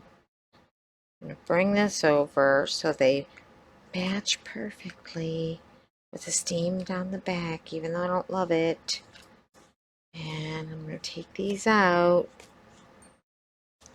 so that I can shift that lining over, because it's too big of a gap otherwise. So next time, start with your seam up top and your other one hidden underneath, and you will be able to avoid the issue I just had. Ooh. Okay, so no, go down, you. Come on, down there. So start here, making sure that it's a little inside there. I like the thin ones when I'm working with silks, just saying. Oops, sorry. And I'm just pinning it straight down in, just to tack it there and hold as we go around and readjust that. Okay. Oh, it's so beautiful. Such beautiful. Sure. Such a lovely, lovely crisp edge in this Dupani silk. Whew. Ew. Not loving that. All right.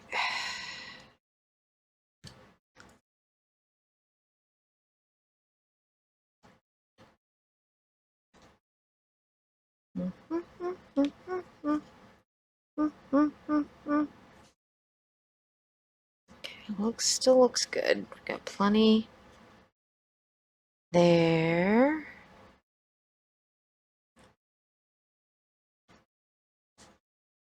There.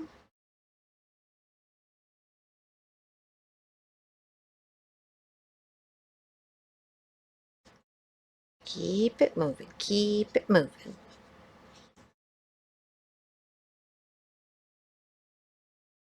Oh, I see a possibility.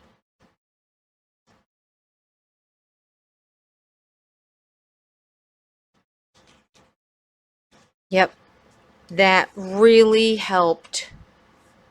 Putting that brace straight across really did help. I hope it didn't make me sacrifice some of the thickness, and it's not going to sit up too high. But it makes me happy at least. So now, if you watched the boxed purse video, okay, you take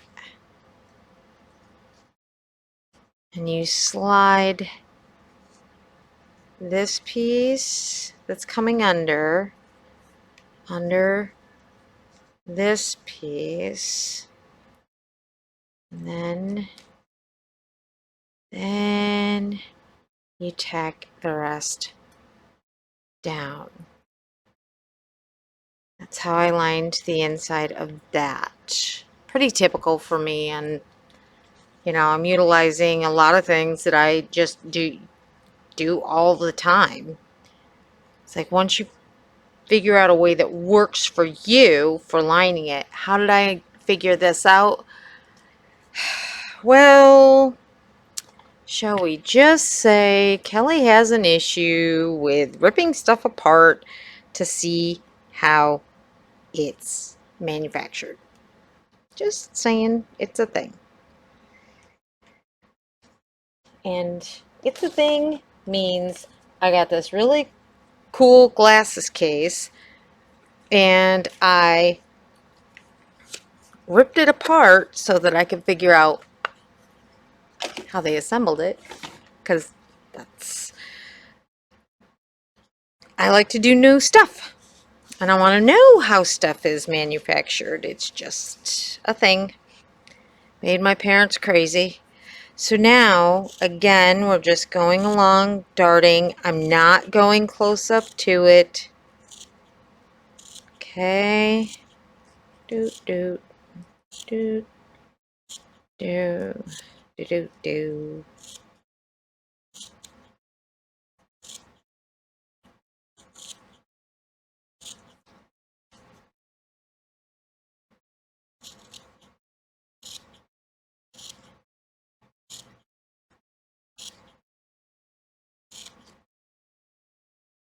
Plenty of room.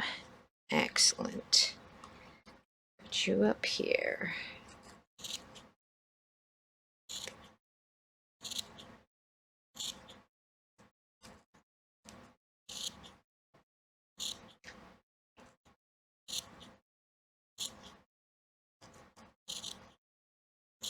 Okay, and okay, and okay.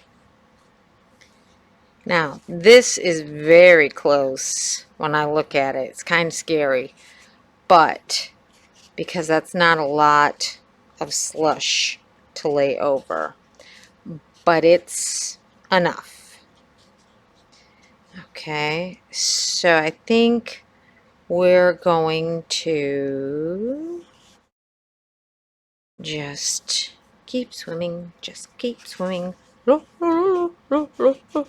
I'm swimming, swimming. Dory, just in case you didn't get that reference from Finding Nemo.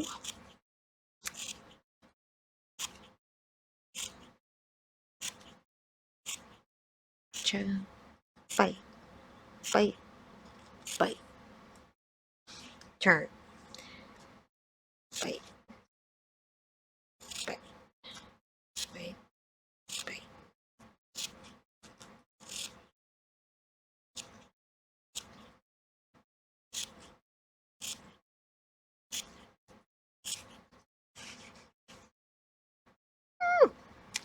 Stop trying to get cut off.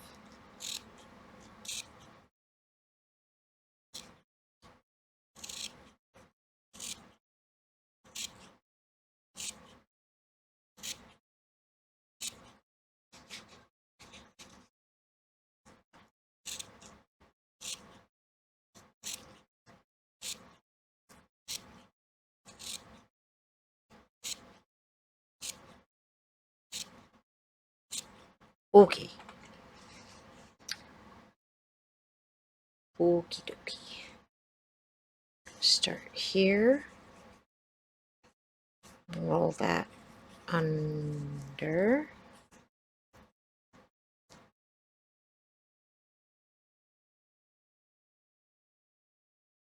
Okay, so.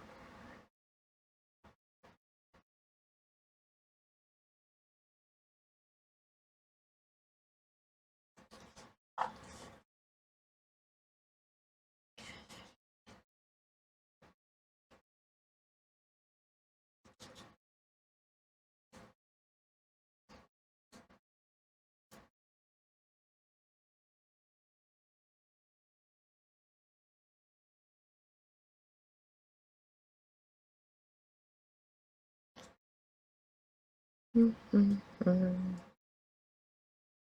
Mm, mm, mm, mm, mm.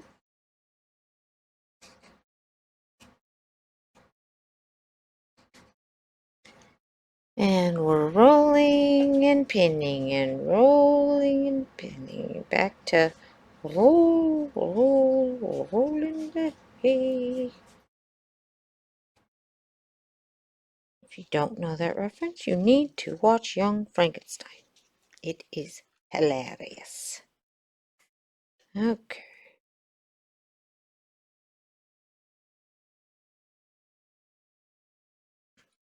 Giving away my age. All right.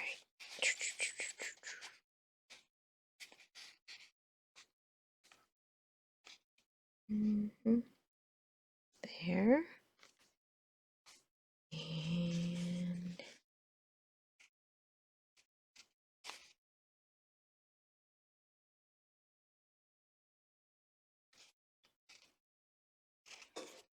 Wish I knew some really good trivia about that, but I just don't. Where is my daughter when I need her?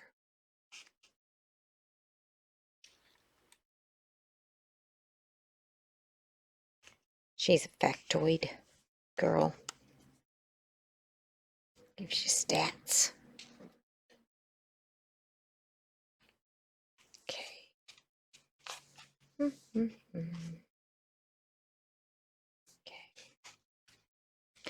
I don't usually like using this fabric for a lot of hand sewing because it has a tendency to make little pull marks and run marks in it. So we are making the exception.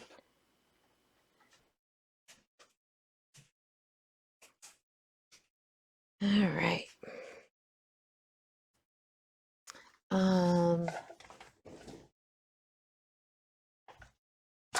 There's a dish. Sorry. Yeah. All right.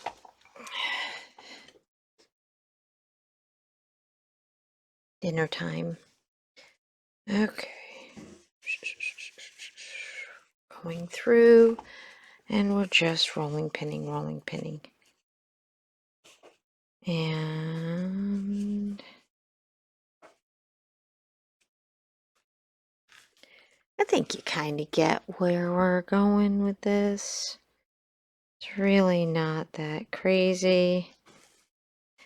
Sadly, it is, you know, I mean, it's rolling, it's pinning, and it's just a lot of kind of tedium. Because for me, I want to make sure that this lining is as smooth as possible. And that's why I like to have the structure inside of this. Because I don't like taking a chance, you know? And I'm ridiculous when it comes to all of that. Okay. Oops. Oh, it's going to be close. It's going to be close. And by close, I mean not a lot of turn over. Okay.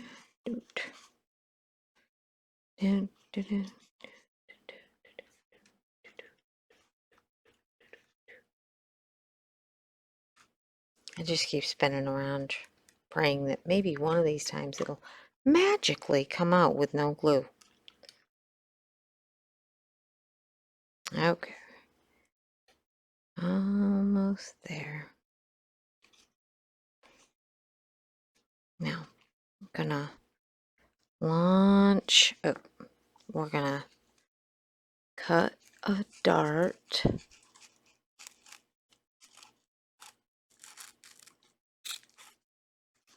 here. Right? Just there. Then we're gonna slide that back behind this piece. Okay, so it is sort of flush like that. But first I'm going to take oh, can't reach it.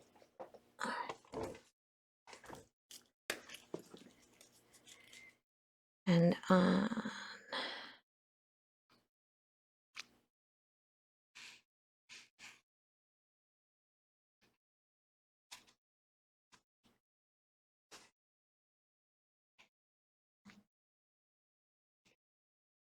become such a mouth breather when I'm Trying to put this stuff together. I'm a gaping pie hole. Okay. Like this. Just gonna lay it on there. I'm gonna put a couple little guys here. Take out a little bit of bulk behind. And there. And then along came John.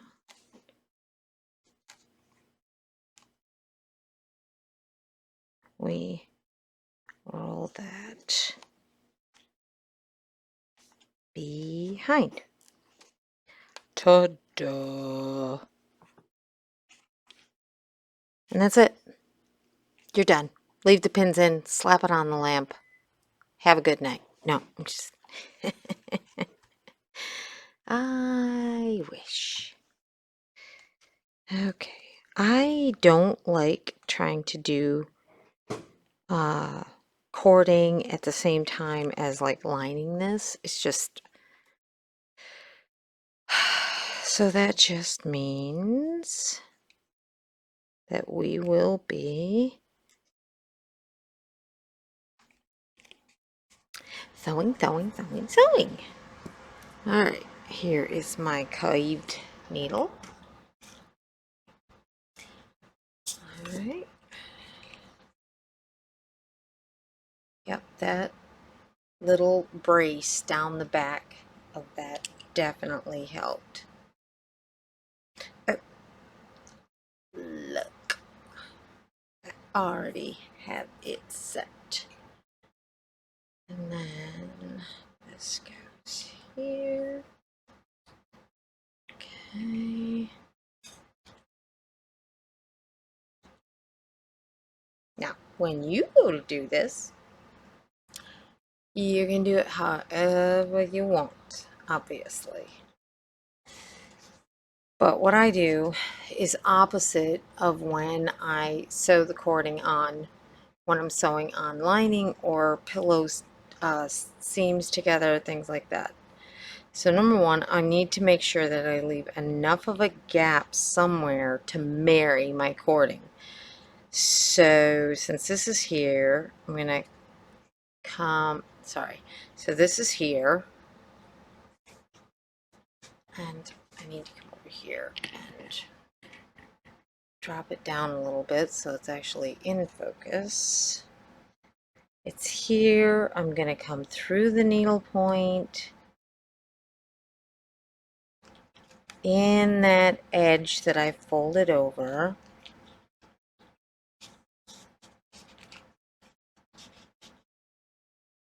Okay.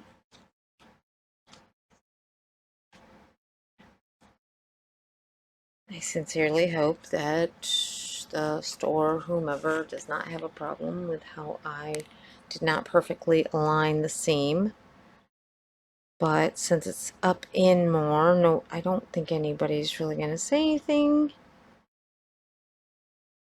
But you never know.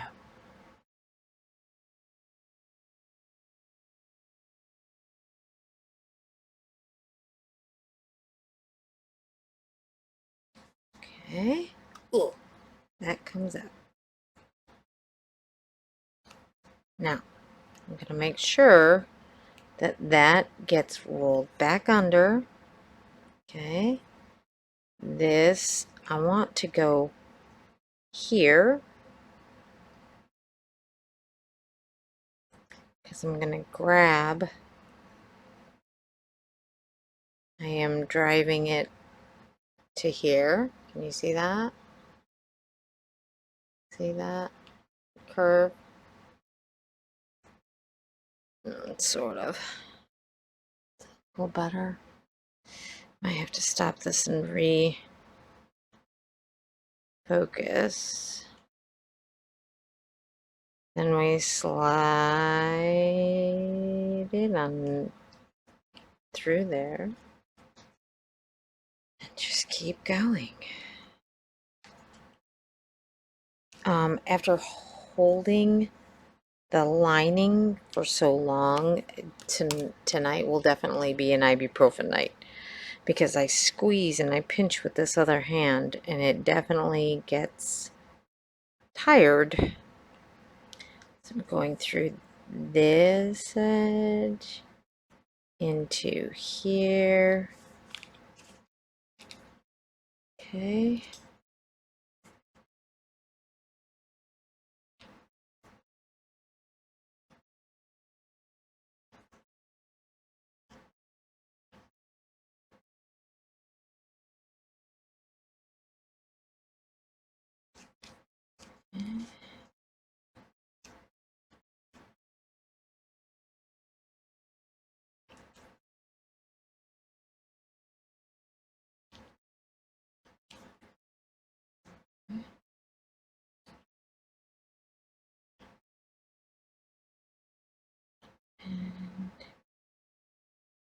Just keep running that needle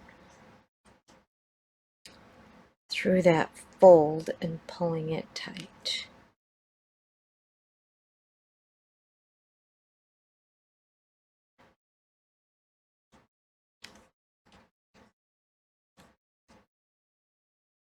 Okay. Crazy, crazy, crazy. Now, should I stop and test this? I would, but there's so many pins in it. I'll probably test it once I get this side of the lining sewn in.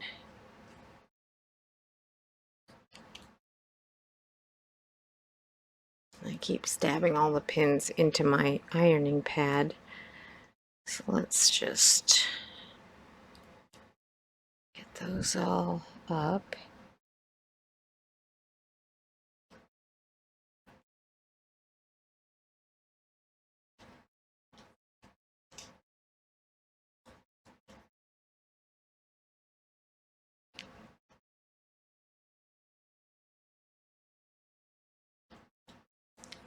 Okay.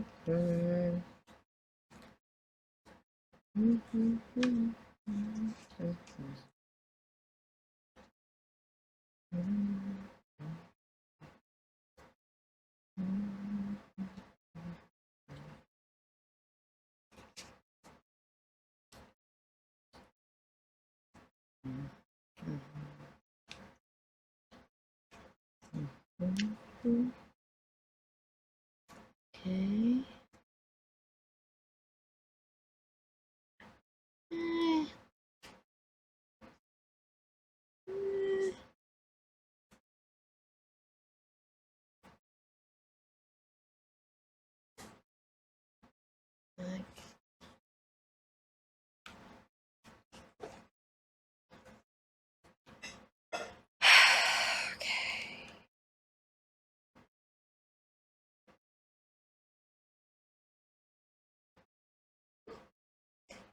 So typically, if I was doing this, I'd just take this home and sit at,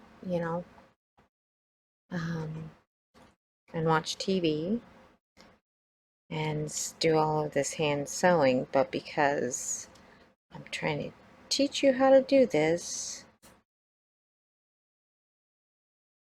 you get to listen to me blather on about a whole bunch of nothing. Lucky you. And you have to, when you have pins, you have to make sure that you haven't accidentally twisted your fishing line around one of the pins that's sticking up, because then of course you find it when you're halfway around and there's a big loop back here. It's like, no. Okay, sorry if I'm getting off topic. This white is throwing a serious glare. Trying to keep it turned.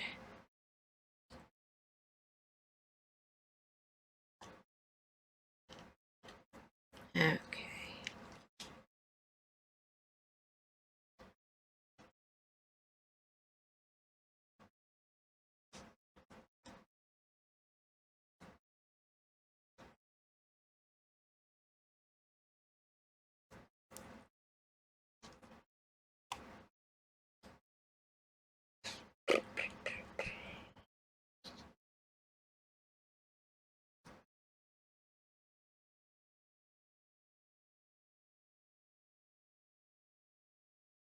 Now, I would love to say, let's glue the cording on, but this is going to get handled potentially too much. You can't, you just can't put it on safely, in my opinion. I have done it with clothing only because they asked me to. Definitely was not something that I was loving.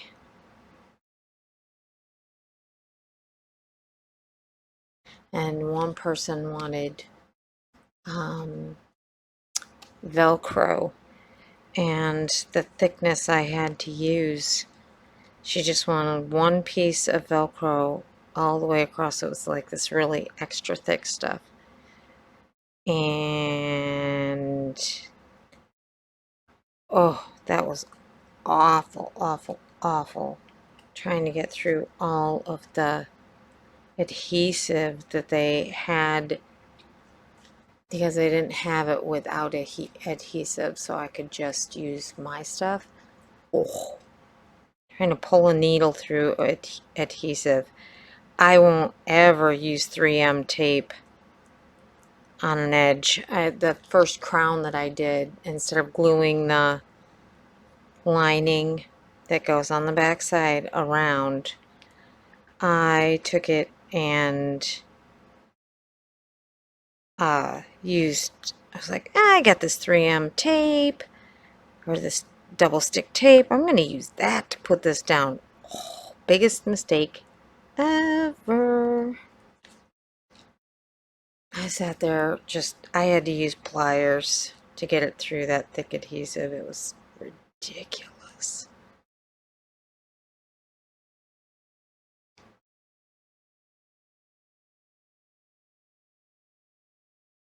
Now, if you use it and it works for you, awesome sauce. I'm definitely not somebody that judges. You need to work with what works for you. There is no one solid way to do anything. Okay? All right.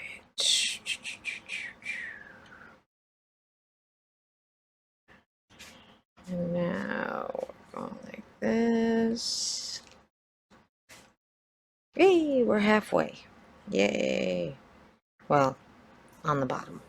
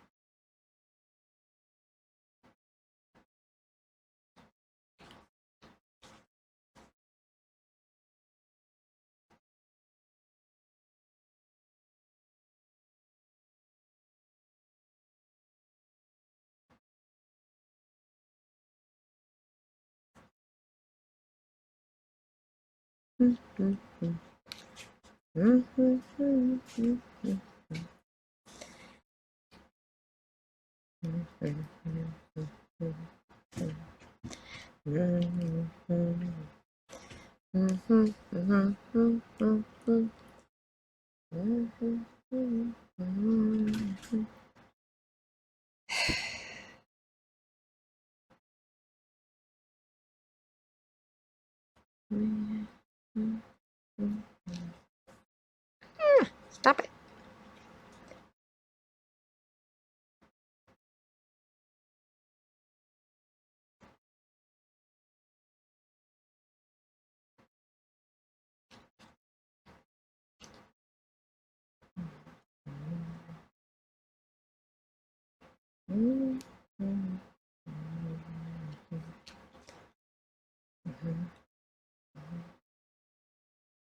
Gotta grab my tail and make it shorter. I use a running thread. I do not use where you double it back and have a hard knot there. So that, because one thickness on this is all you need. It starts getting a little bulky.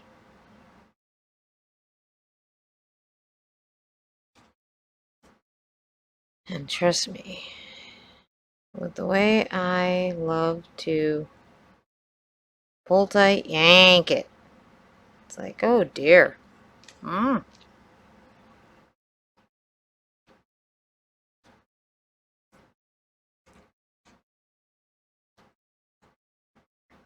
I am the over tightener of bolts. I am the over tightener of everything. That's why my poor drills don't click, click, click anymore, because they're just like, I can't go anymore. Stop trying to make me go further. This is as tight as it gets, woman. Okay, there.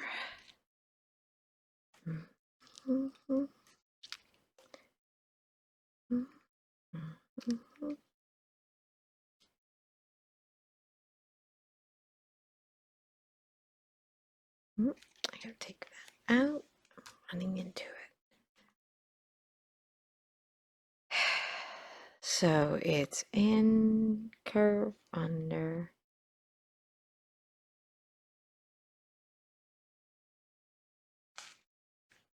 Alright.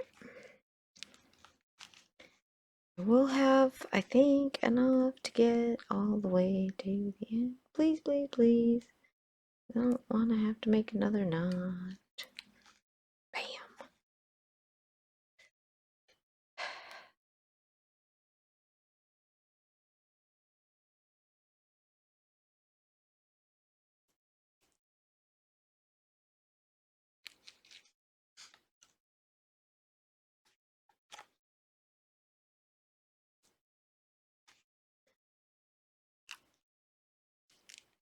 Mm-hmm.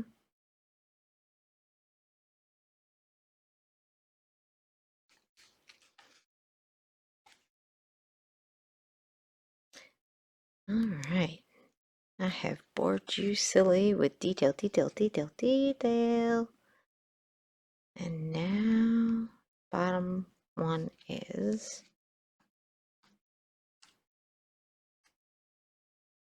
Alright, there's my gap for cording. Okay.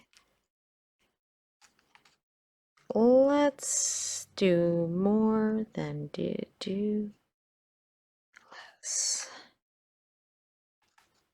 Now, I don't need that much gapping, but I am going to leave it like that. Just goes. Because I'd rather have plenty. I forget what I was doing the other day, and I was like, no, there's no hole for me to cram these in. Oh, I know what it was. Somebody sent in some coasters, and they were all stitched so lovely, but there was no hole for the cording, sadly. So then that meant that was on me.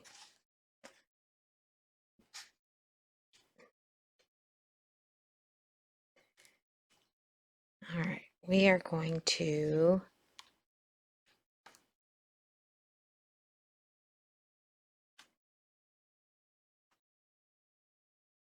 quote Dairy Girls,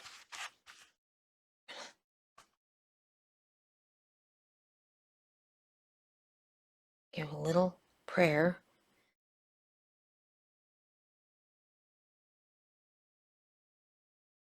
What they say on Dairy Girls is, swear on Dolly.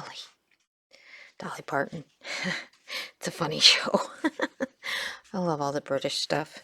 And I love watching Irish and Scottish, and because I love hearing the accents. It doesn't even have to be that good of a show. I just love listening to it. Just makes me happy. Oh, I gotta change where my chair is. Okay. Let's get our...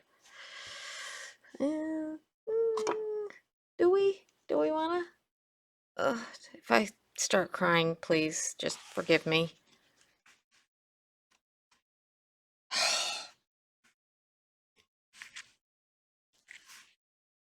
Oh, it fits. It fits, it fits, it fits, it fits. And by the time we get the cording on, hallelujah. Thank you. I have way too many of those moments. I'm just saying. Right, whoever works best for you. Send me that good energy, because there are moments where I'm just like I'm defusing a bomb or something.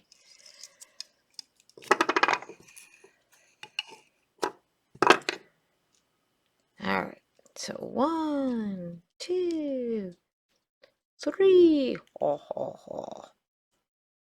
4, 5, 6, 7. All right.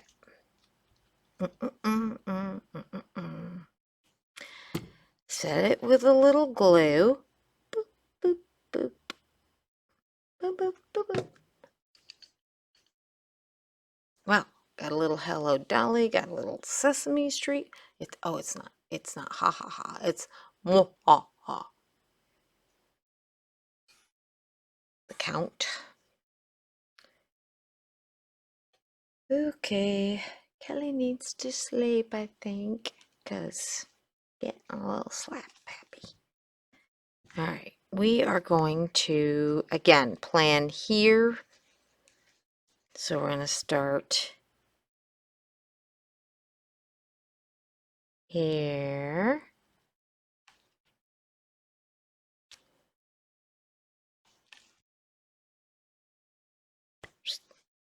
Straight in. Perfect. Thank you.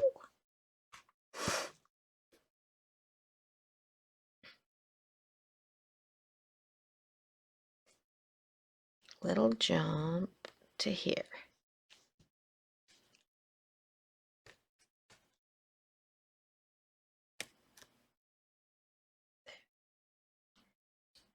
I should do some needle felting. Take a little of my aggression out. Stab, stab, stab, stab, stab, stab. Don't stab yourself. Alright, we're going to come here so we can grab up way up here. Alright.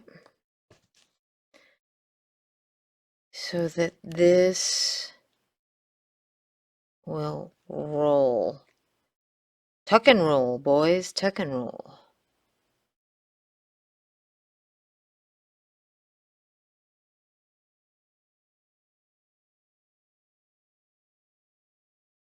Alright. Then here.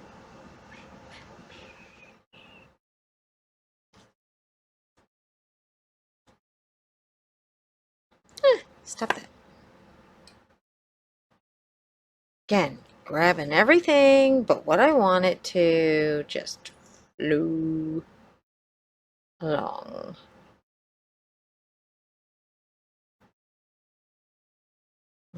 The more little stitches you do, the better off it's gonna look. I mean, it's just how it is.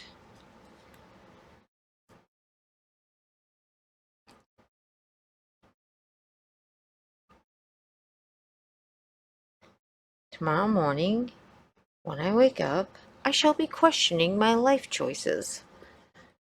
Because my hand will not open. It's like, what is wrong with you?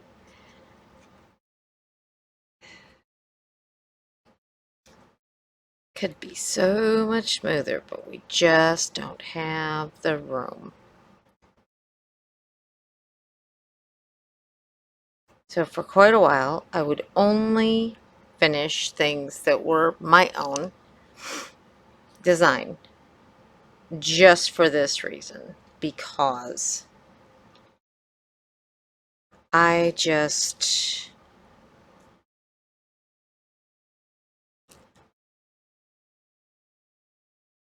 was kind of done with having to figure out how to finish certain things. And I don't have anything specific in mind. Yeah, I do. Limoges boxes. And that's why I did those 2 videos and I said, that is it.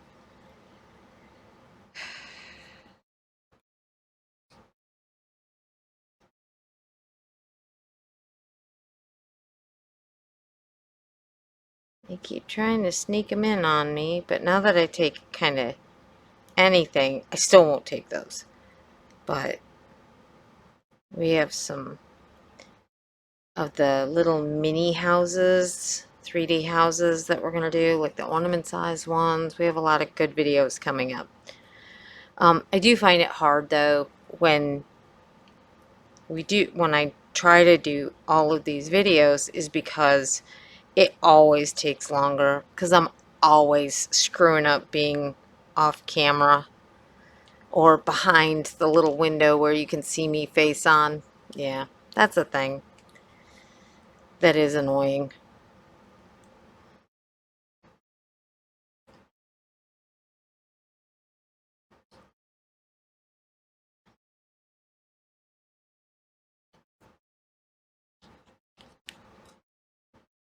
And because heaven forbid the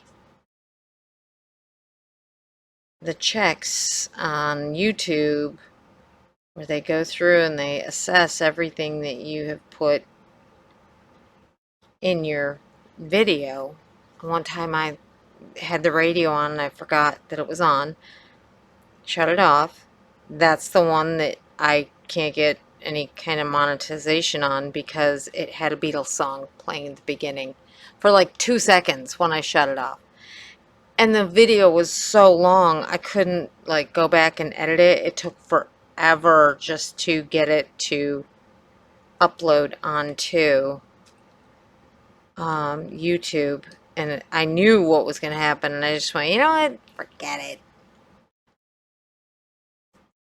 The amount of time it would take ain't worth it.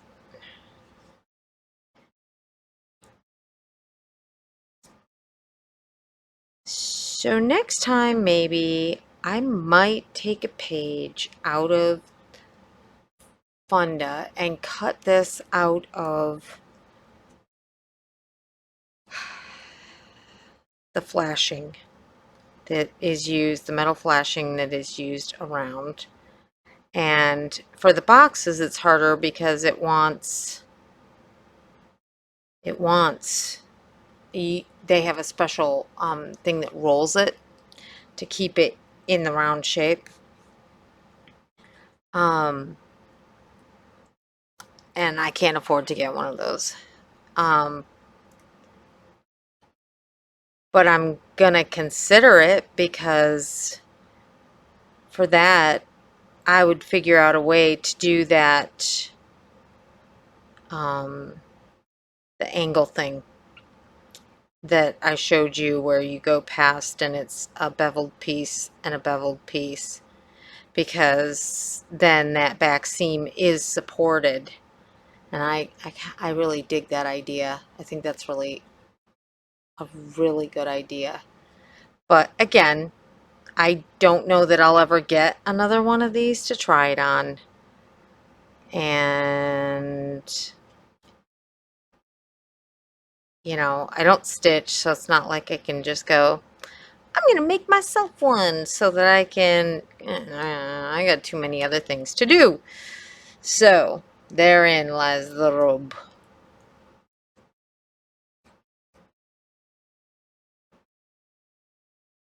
And I'm not asking for everybody to start sending them to me. That's not why I said that.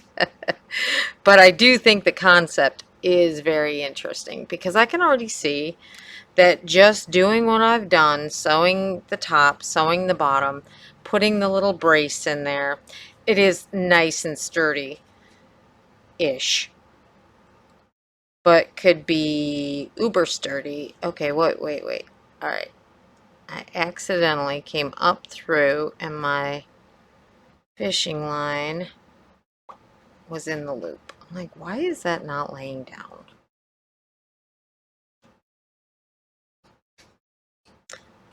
Almost there, everybody. Almost there. Then I will grab the cording that I made. I decided on some blue to kind of cap it off.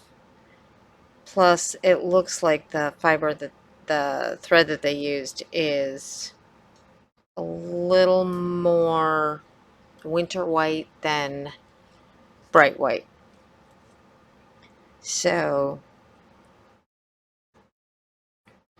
unless you have that color exactly in your arsenal of threads, stop that.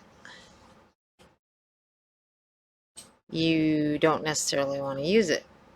This has a big old glop of something here, right on the edge, making my life difficult.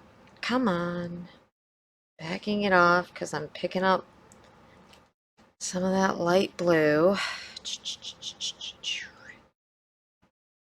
Oh, I'm going to feel that in the morning. Okay.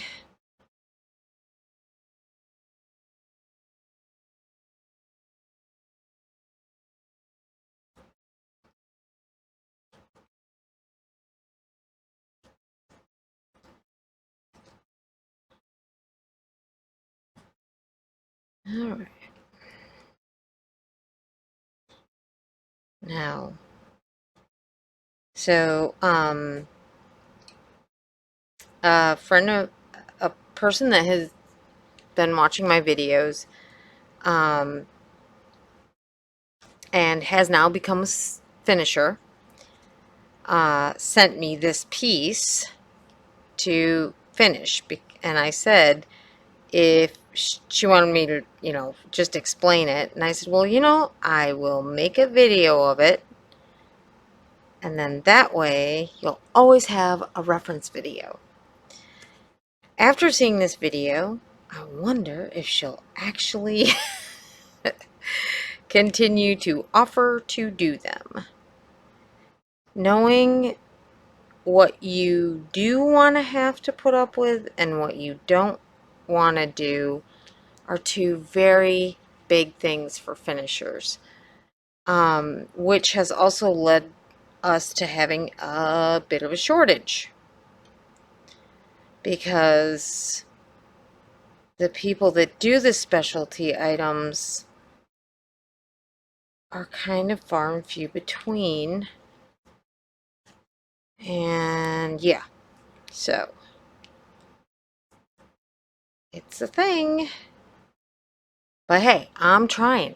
I'm trying to train up as many people so that you have more and more finishers to keep working on. Ooh, geez, I thought that was going to break.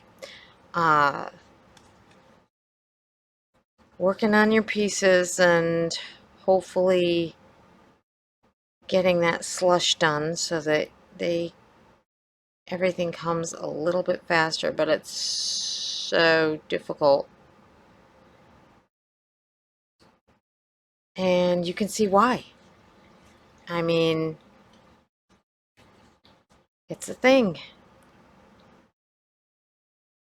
And no, not everybody is as ridiculous as I am. But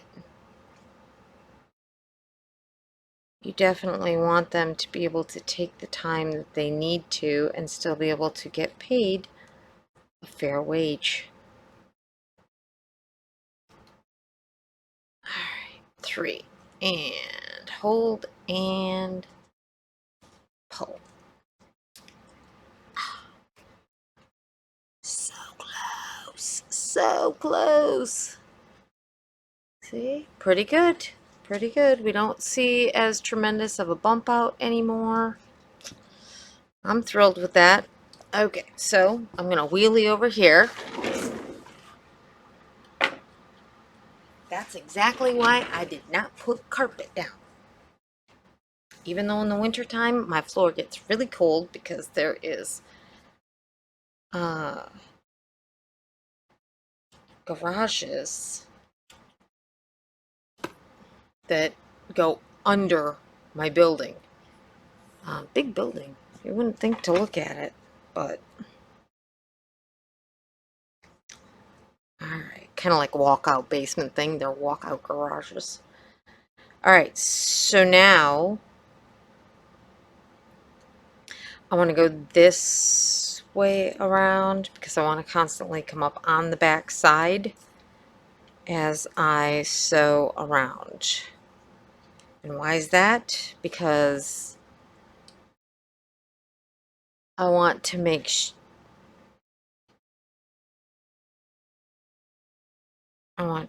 sure, I keep hearing something outside, that I'm constantly coming up on the back side as I sew it around. Okay. All right, here we go. So we put it in the hole like this. All right. Now, I'm going to stop this. I'm going to try to zoom in for you. Okay. So what we do, this is where our cord is, right there, or our fishing line. You lay it back like this to test where you're going to put it, right? I think it has to actually go back. No, it's got to go. You bring it under. So it's here. You're coming back. You're going through this segment. Okay, see that segment? Coming under.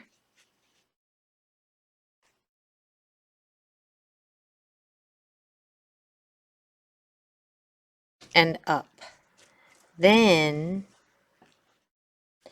as you come around, so that cinches that down. I don't want to pull straight up because it's going to do something ugly to that silk. Okay?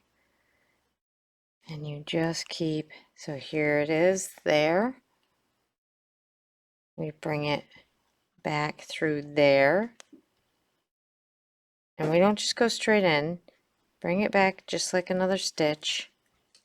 Slide it forward through.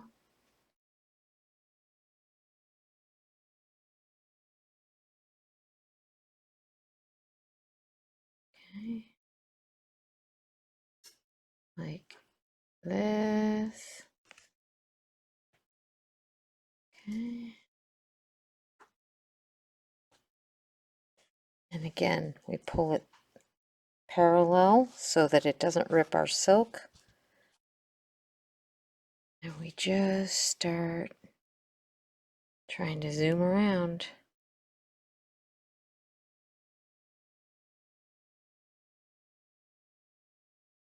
If we can.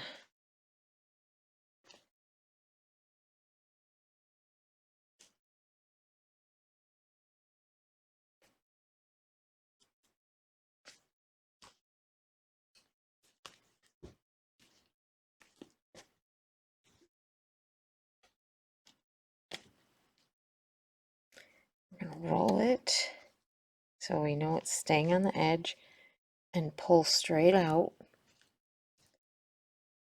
Let me see if I can give you another better angle. Okay. So you can kind of see. Not great, but a little. Okay.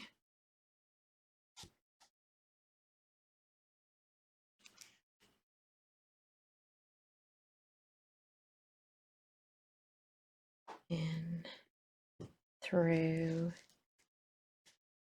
ahead. So it's like you're always doing this back stitch. So you don't get very far with just one, grab through. And you're straight out in front of you. Lift up, it'll tear your silk. Okay? Just try to remember that.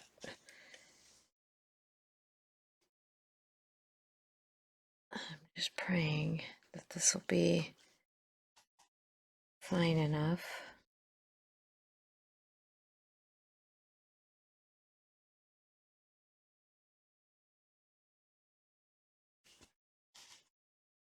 when I marry them together.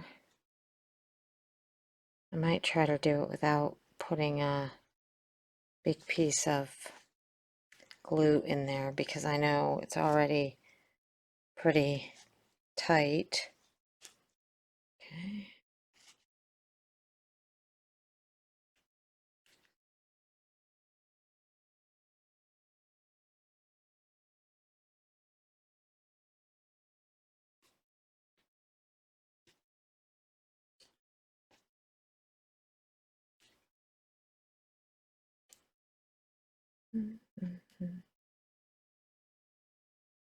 Kind of get it up and kind of just...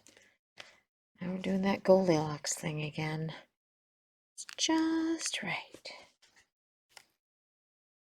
Oop, and I just pulled it right up through a little loop there. Just making sure I actually turned it back on again.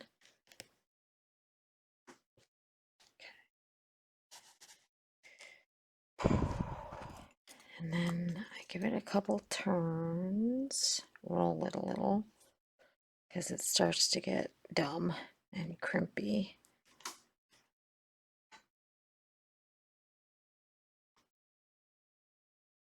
Okay.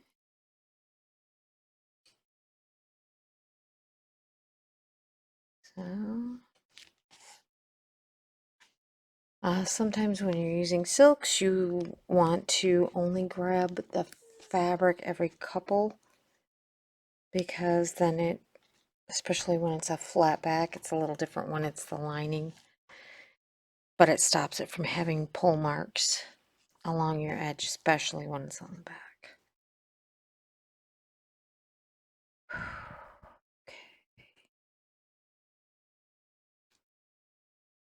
Coming all the way back here.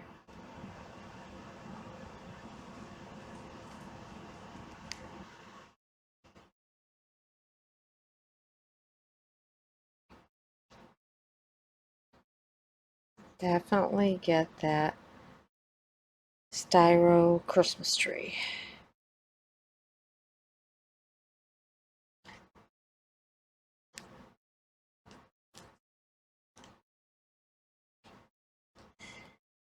Form, because you can cut it off and really have something to hold on to a little better.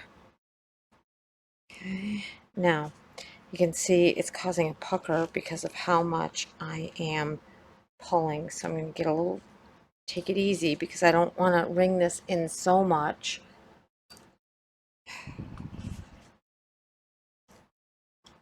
that it becomes too tight. And it's already kind of doing that. We do not have that much to give. So relax.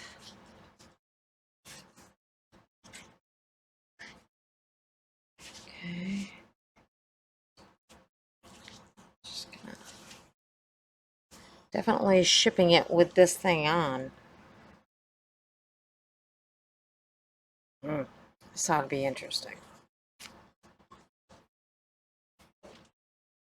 I'm going to try this. See if I can do it with this on. And I might even give it a little steam.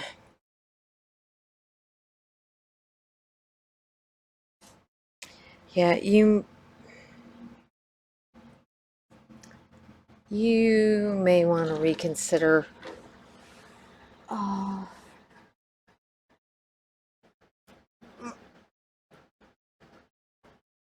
you may wish to reconsider using the heavy interfacing on this so you do not take up any slack. But also, I would like to say, I think that if we kind of do one of these little down on it, it will go down a tad. But I'm definitely sewing it right, right onto the, yeah. Let's just put that in there. Okay. And let's move this back and move this Nope, wrong way. This way.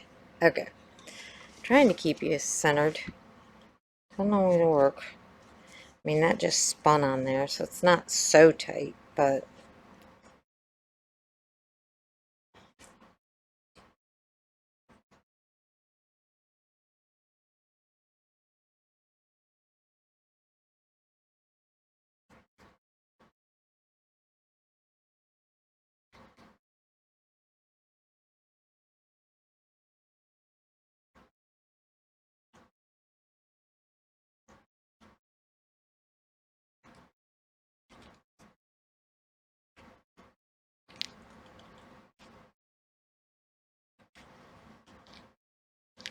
Sadly, I don't think I can do this with the bottom side. I'm trying to make it so you can see.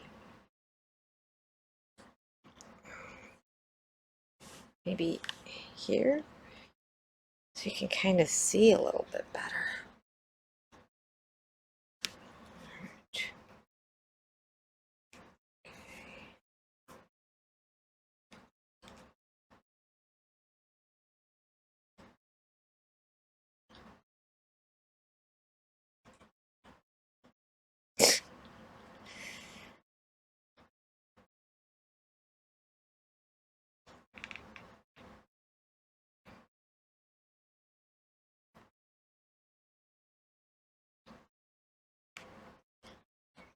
Come on.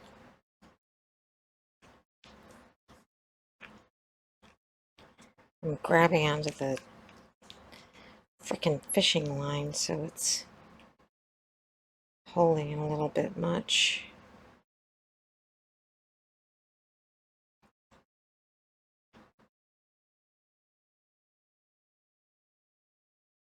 Mm-hmm.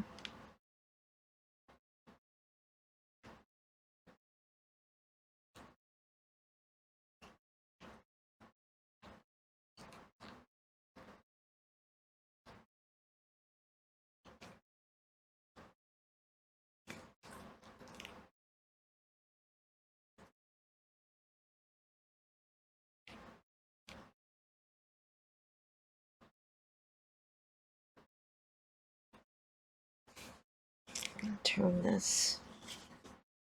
Bugger. Stop that.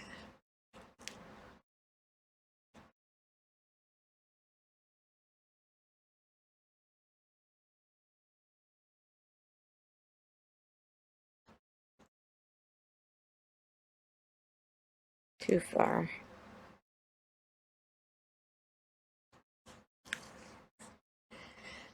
Okay.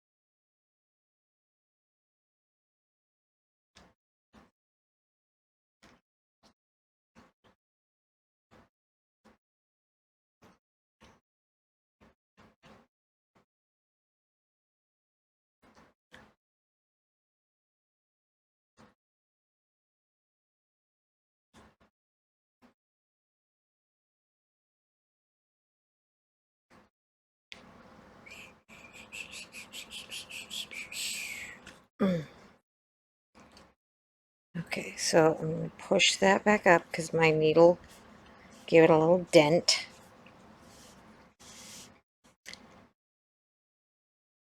Brilliant. Slide it wherever I need to instead of moving the lamp. Silly me.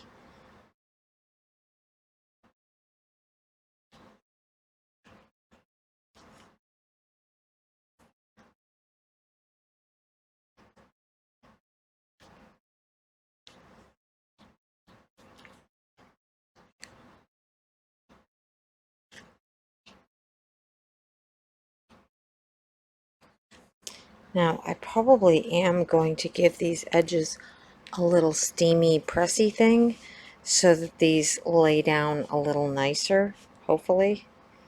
But then again, I might not, because I might be a little too terrified that the hot glue will leach through the silk. So, I don't know what I'm going to do. Okay?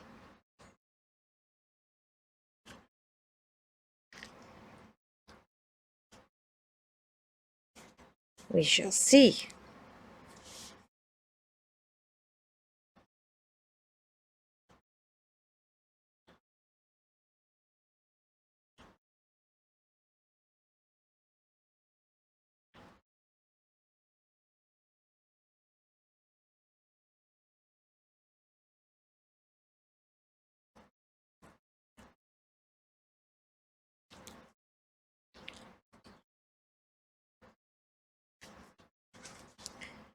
Okay. Oops, sorry. Camera bounce.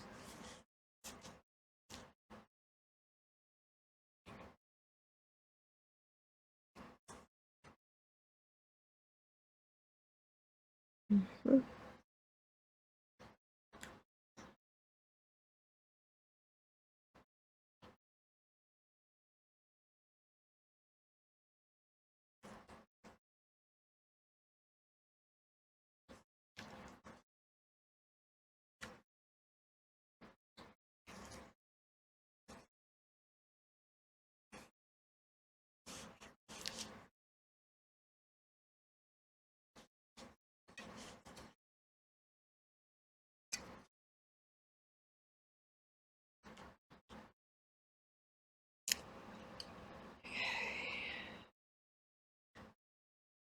In through that section. Out.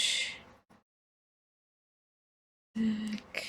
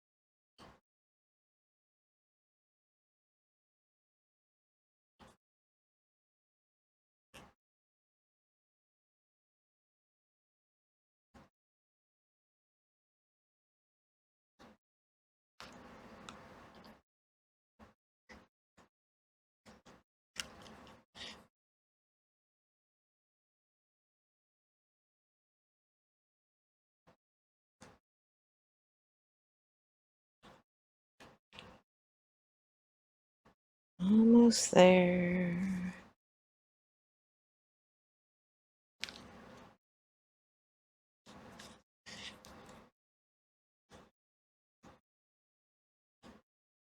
Okay.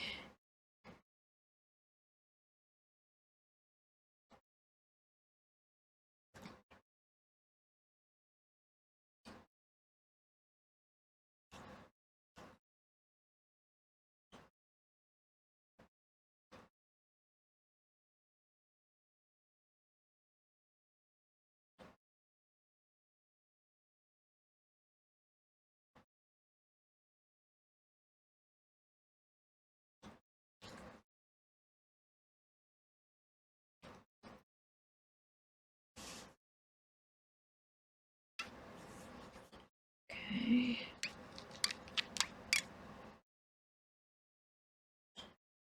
Oh, I hate that pucker edge.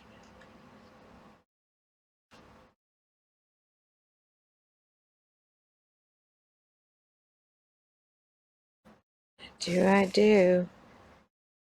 Makes me crazy to see this.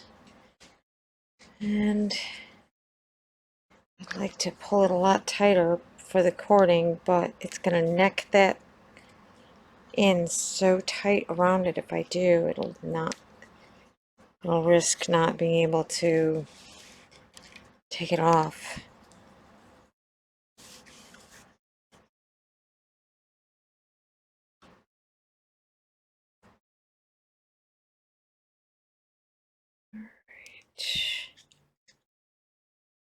Now, I will be, oh bugger, stop that.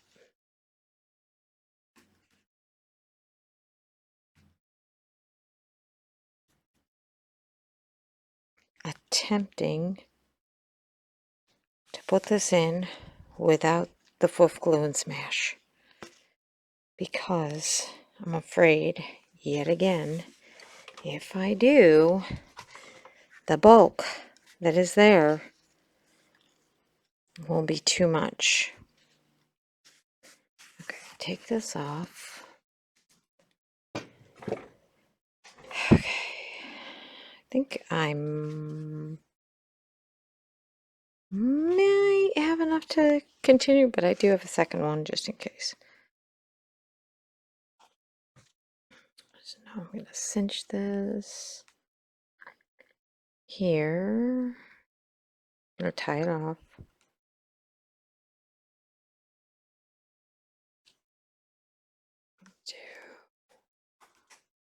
One, two, three. Pull it through. Okay. Knotted. All right. So now we're going to let that drop. Okay. And I'm going to pull.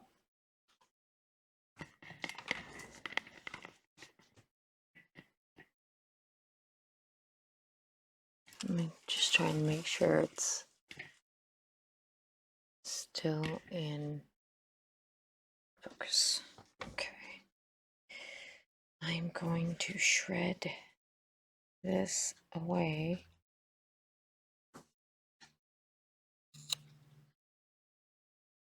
To oblivion. Okay.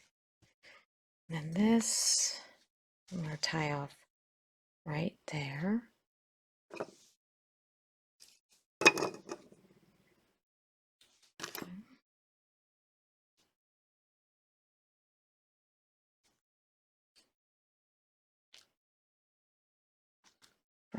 Never having done one of these before, I'm pretty happy with it.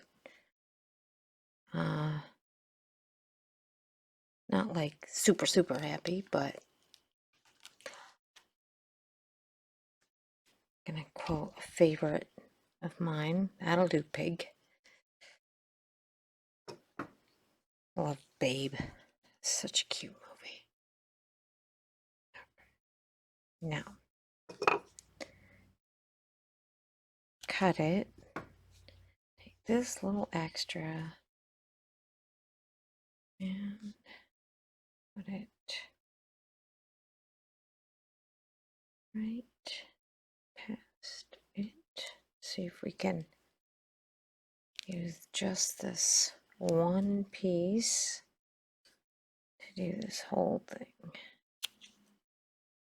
If you hear crying, ignore it. It's because I popped that.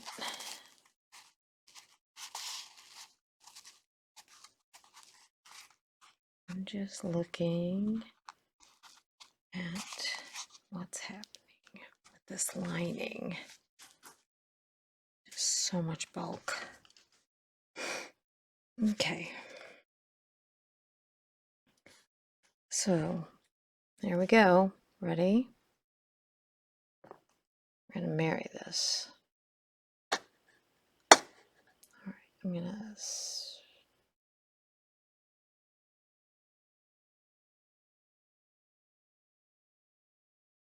Nah.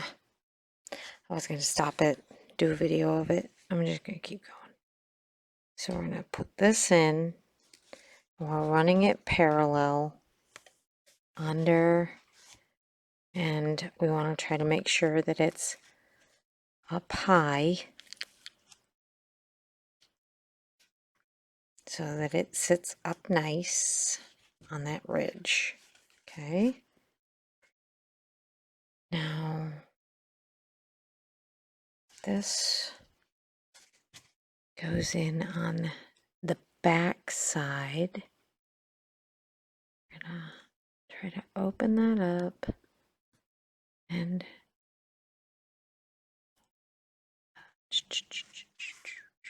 trying to open it like that. Almost need double ball needle. Double dog dare you. Roll it. Lift it up that little bit. Bring it to this side. Now look at how wide that segment is compared to there.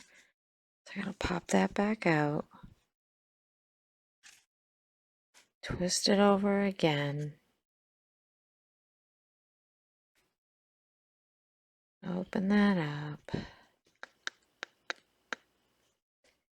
And then pull it in.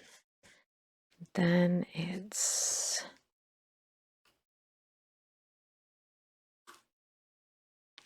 up, pull, down, pull, and roll that under. Roll this up. Come on, baby. Under. There. There. Got the sequence. Okay. All right. Let's get that sewn in, and then we'll deal with the bulk. See, it's all these things that, you know, unless you're finishing things all the time, if you don't plan for how things have to be finished, it can't, oh, cheese and crumpets.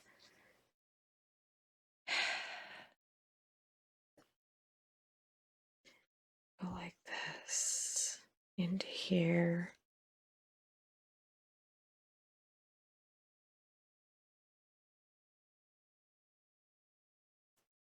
Up to there. Okay. Pull. Turn. Pull. Roll it. Open it again. It's like it's almost a little too short.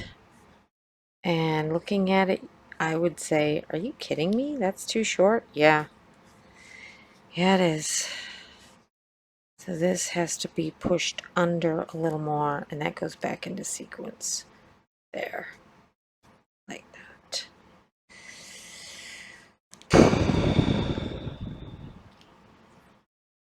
Too old for this dress.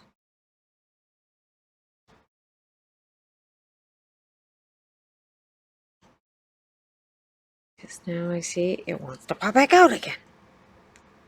Get in there. You. In. Under.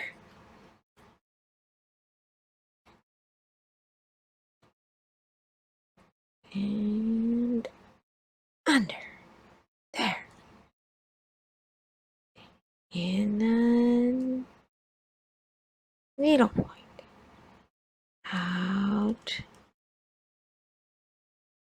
the back.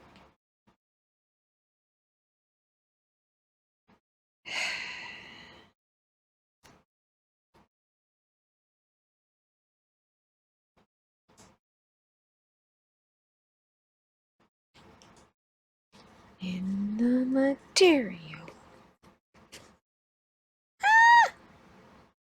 Bugger! You stink.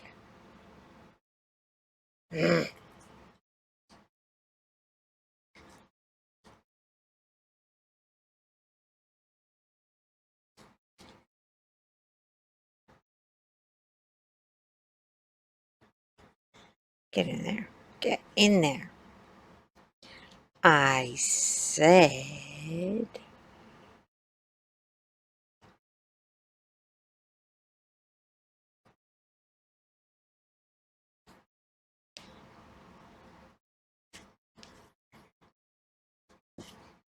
Whew. I didn't think I was going to get that. Just saying.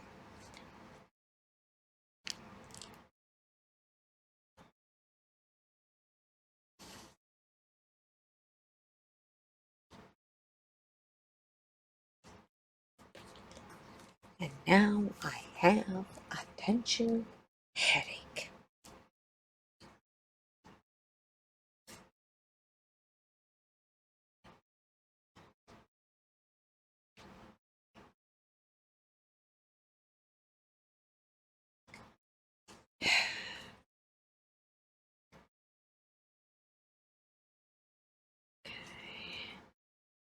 Trying to grab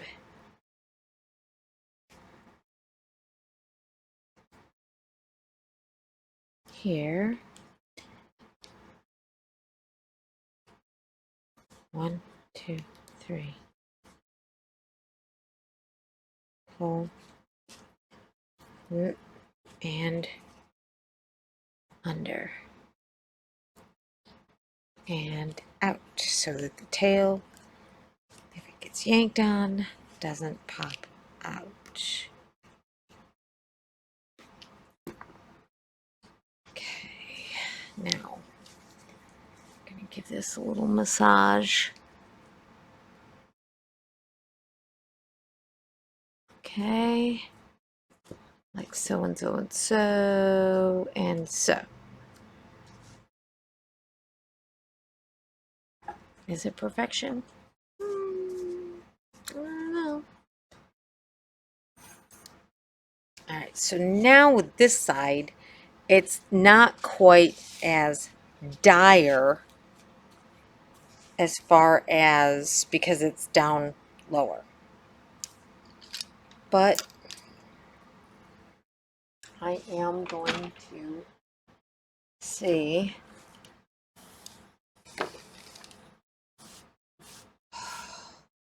Please, please, please, please, please.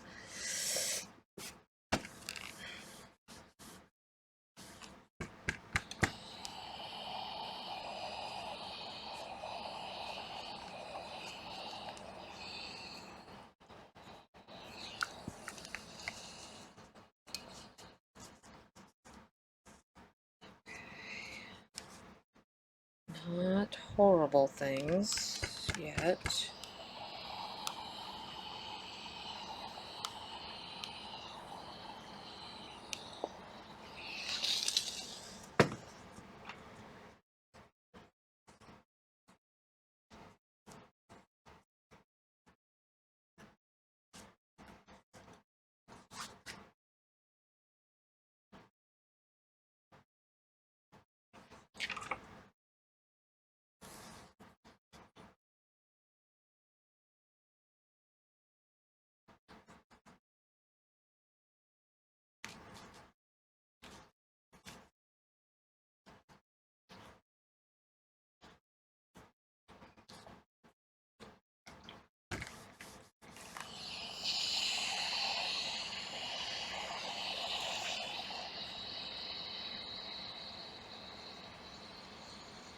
Wonderful thing about needlepoint, sizing.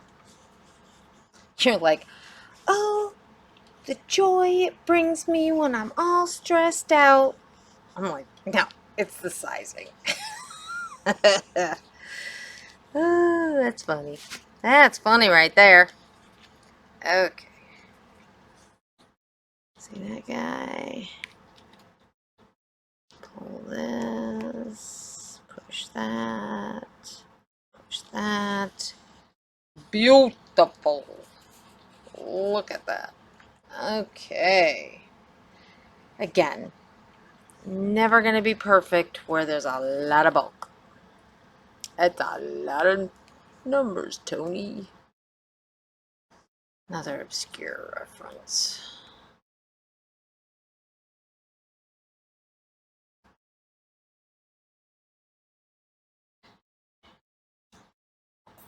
All right.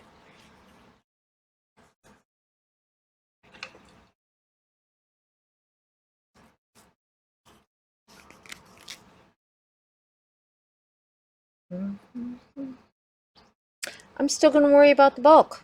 Doesn't matter. I just am. So we start here on this side. Too bad this thing doesn't come out, but I'm not going to break it. Okay, hold on. I got to pause you. Okay. I'm going to get a shot with the styrofoam ball in there. See if that helps me out a little bit. But again, I'm going to cut this guy to oblivion, trying to keep it nice and open. Or nice and, you know what I'm saying. Not expressing my self very well anymore, but I think you guys kind of get it. So, back under like that. Get that under like that. There we go. So we have plenty to tuck in, right? All right.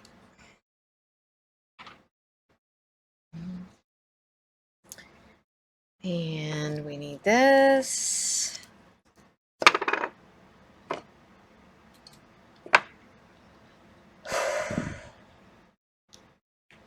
So close. I'm so close. 2, 3, 4. 1, 2, 3, 4.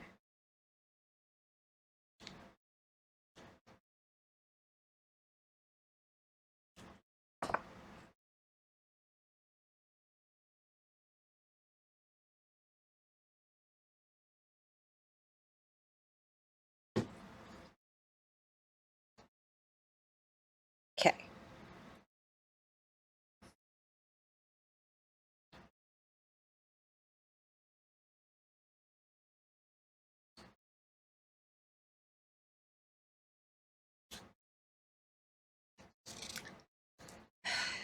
Dupani silk, love-hate relationship, because it still sometimes has that plant matter in it and makes it look a little dirty. It's like, no, don't do that. Makes it look like I got dirty hands as I'm trying to do this. Okay, we're gonna go over here, but then we're gonna angle it just a little bit so maybe you can see better. Okay.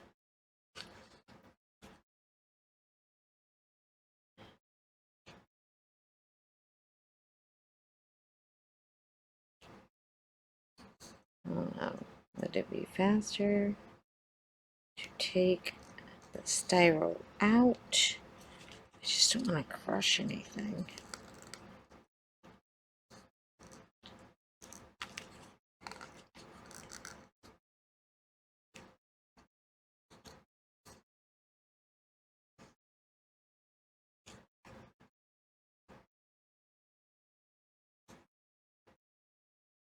Okay.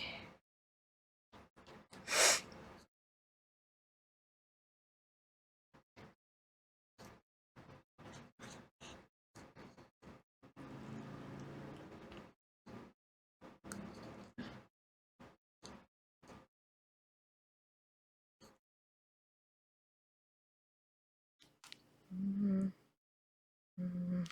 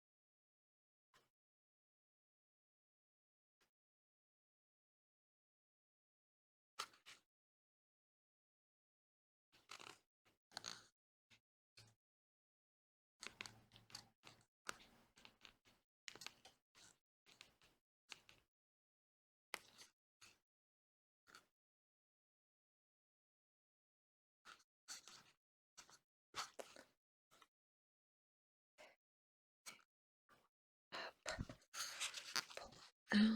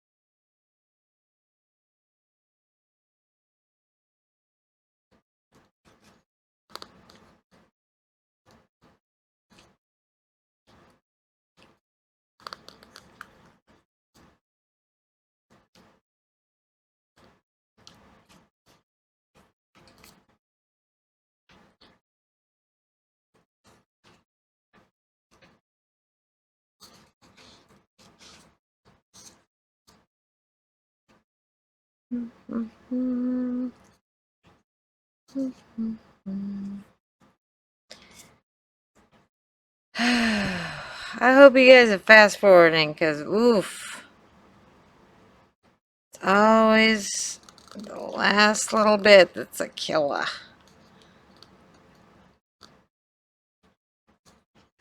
Tis a tis.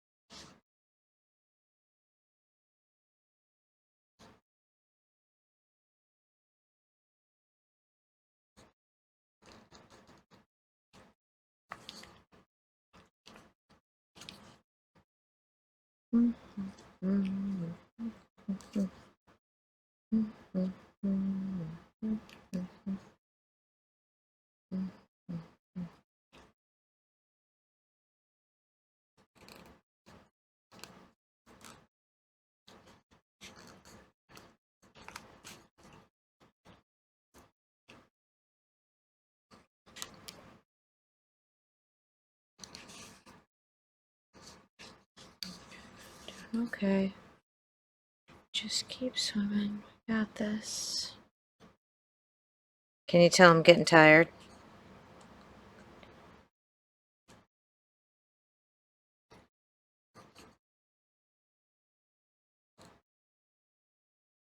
Because I was here at 4 a.m.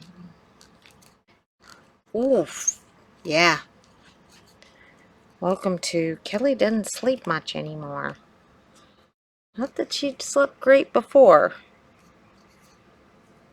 but now she really didn't. I am going home and that's how I feel.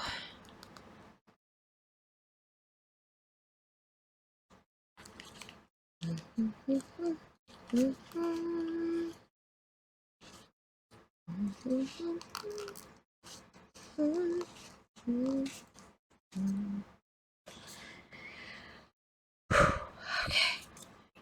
just keep spinning it.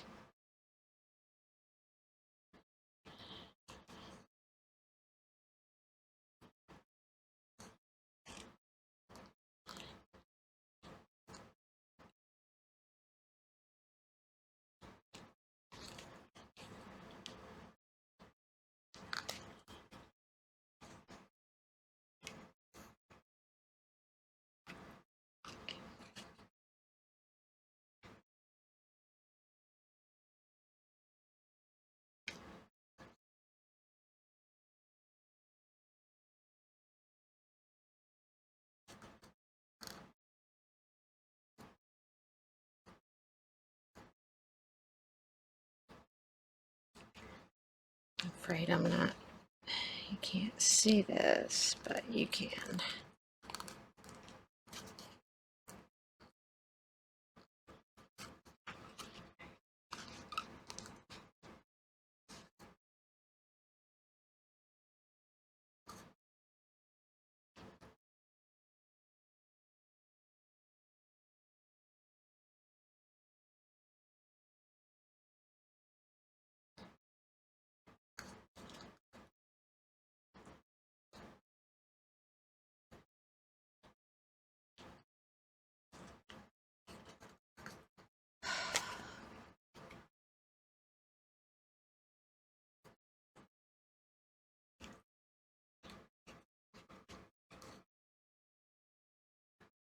Oh, I think I need to water my fuchsia plants. It has been hot, hot, hot here. Humid, humid, humid. And they are a beautiful plant, but they are definitely a little picky. They are the antithesis of just right, the Goldilocks principle.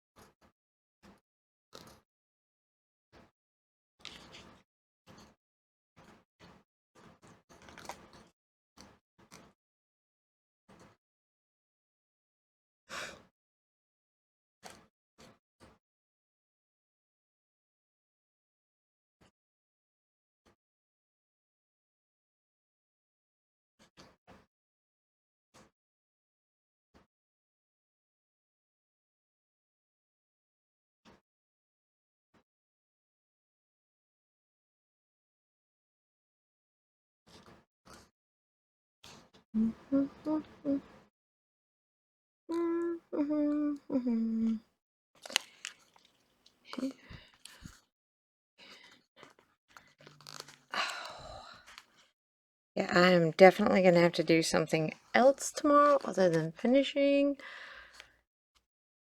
because this kind of repetitive motion with this thumb, it's going to be talking to me.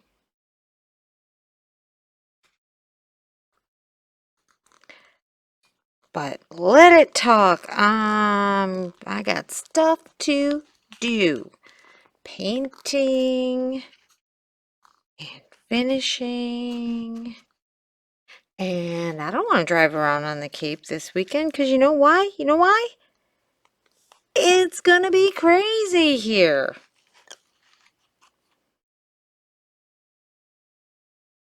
And you say, well, why, Kelly? What special things going on? Nothing. It's a Saturday. Everybody's hustling to come on Cape to their Cape house or just have a day out. Fun stuff.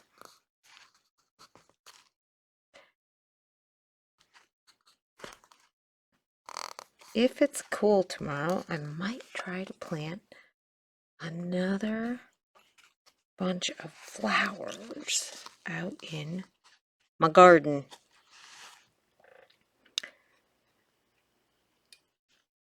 Because then they'll go later than my other flowers. I like to stagger them a little bit. And then, of course, I have this craziness going on with I have all of these bittersweet vines that I got from out in our woods. And they're really old, so they're really big. And I put them up in the fall. Excuse me. I think it was like November, I think, or maybe December. And I did not expect it, but this year they are cut. There is nothing to them as far as there's no water source, none of that. They're growing leaves. Craziness. That is some serious will to live.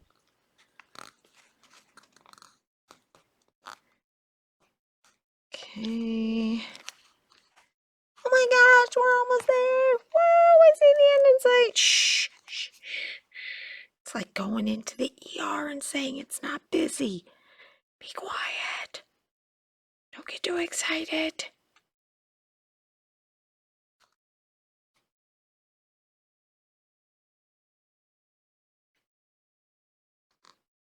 But I am very excited. Okay.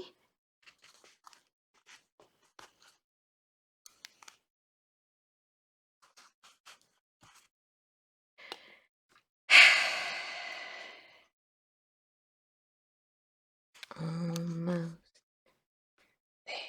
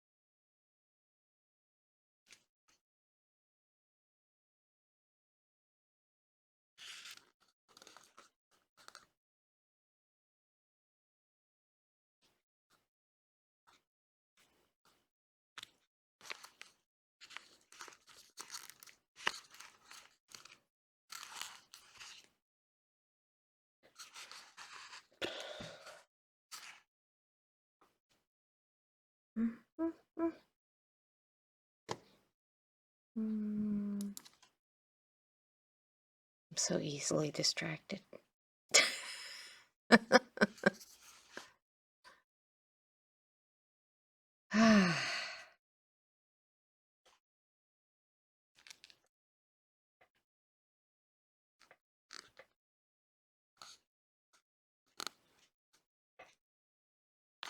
Definitely have lots of squirrel moments in my days.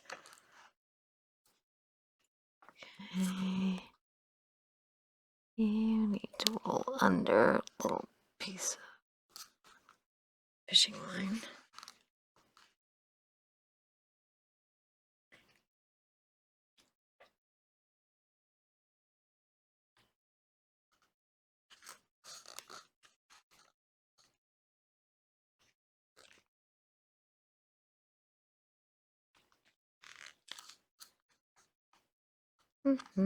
Get out of the way.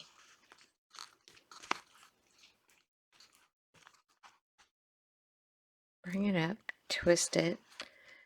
It helps it slide into the in between the two sections that you want to put it in.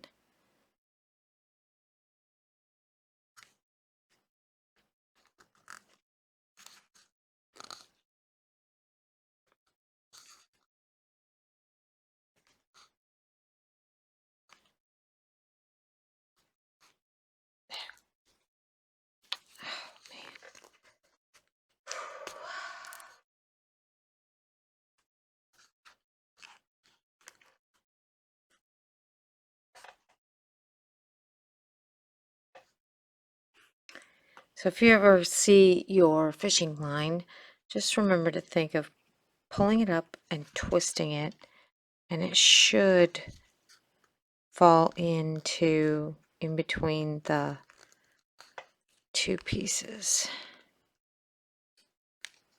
Now, I'm coming here. One last one.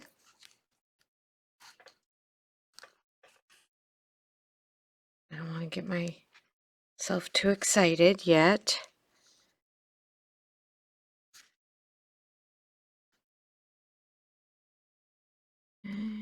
There.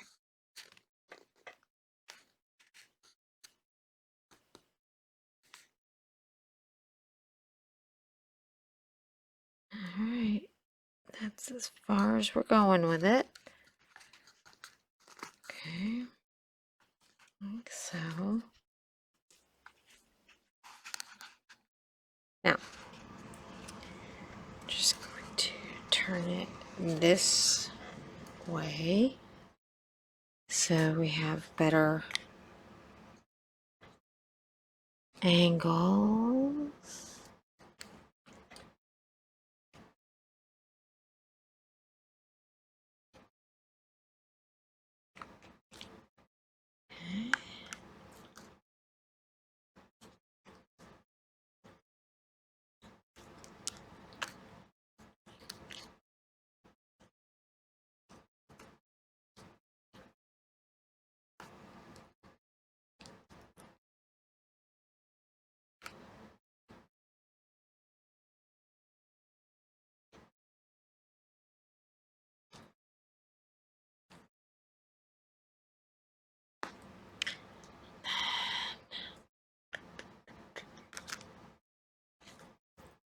Okay.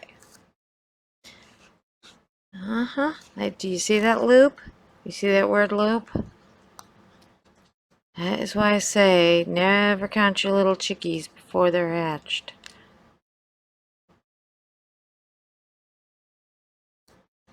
Come on. Relent. Well, guess what? If you're holding that tight, I'm just going to shove that little loop right down in. That's right, I am. Okay, we're going to shove that down in.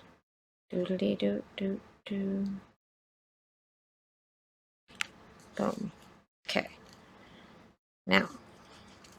Oh, that's going to make me nuts.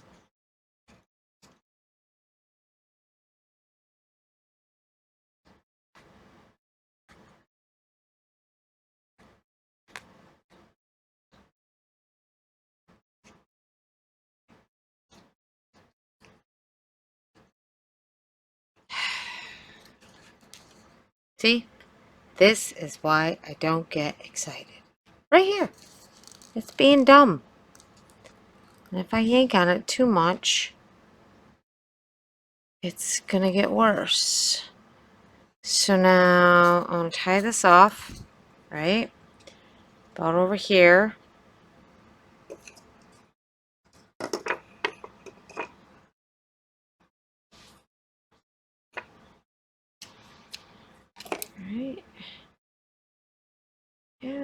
right?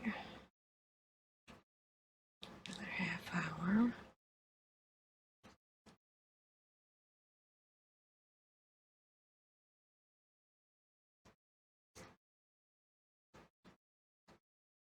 And all right, so now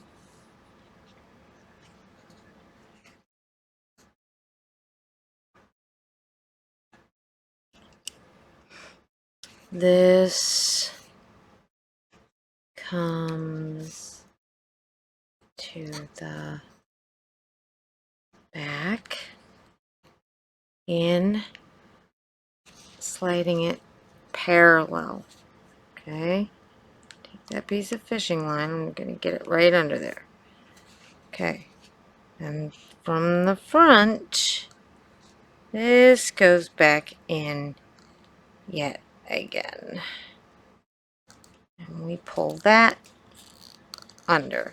Okay, now we grab this side and we pull that under. And we bring it all up. And just like that, dun dun dun dun dun dun, we is married. All right. So now I'm going to take this, and I'm just going to keep going back and forth until all of this is cinched down really the best that I can get it. Okay. So again, from the back side, like this, I'm coming here,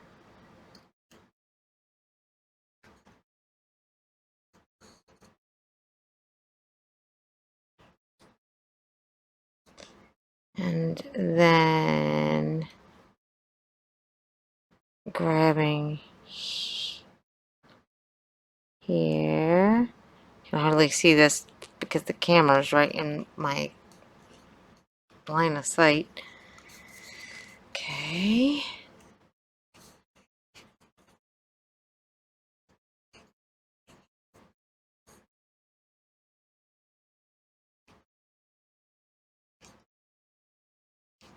Then we go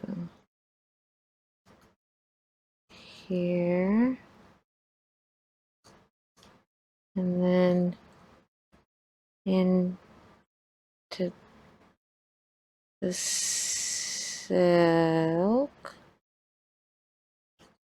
Okay.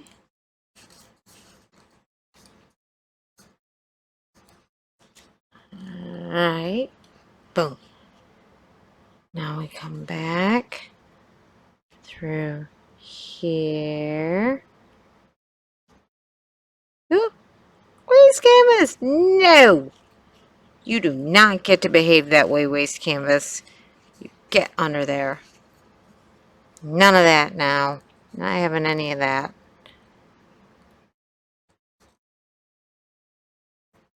Okay. There. And we're going to come way up here.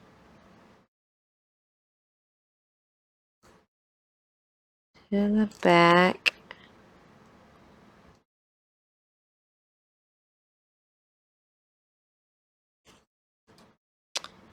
Oh, cha-cha. Come on. Nope, behave. This is the area where I don't want to pull it out like I did the last time. If I can help it. There, that was the spot. No! Yes! It is essential to use the fusible interfacing on silks such as this because you are asking for a tear fest. You just are. Because it will rip, it will get ugly, and you don't need that. You just spent all this time and you need to be kind to yourself and use things like that so that it just makes it easier. Okay. Now we're going to push that down again. And then we're going to go... Stop that. Here. Then I'll smooth some of that down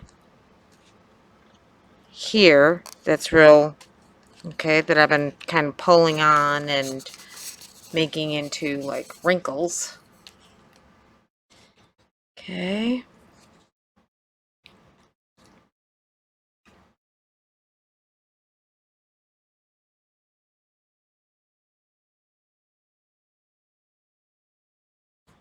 Come up here. So when you're knotting things off, okay, you don't have much left, right?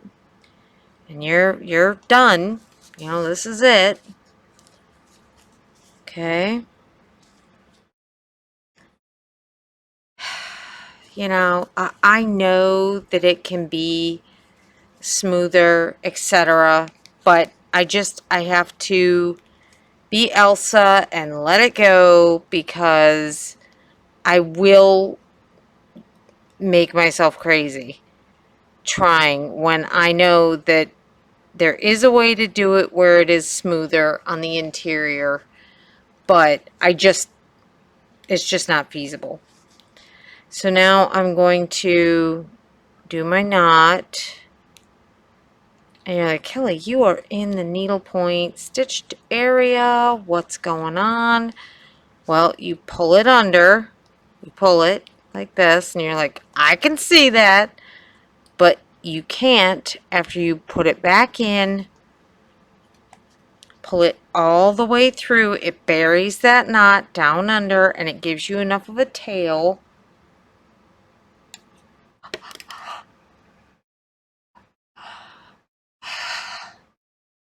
I'm so happy! Because you know what? Sometimes done is flippin' beautiful. And there it is. Look at how pretty. Oh, okay. Let me bring it up a little. Right? Looks pretty good. Still have a, little wheedle there, but I've seen worse. I'm much happier with it since I put that little brace in there. Okay. And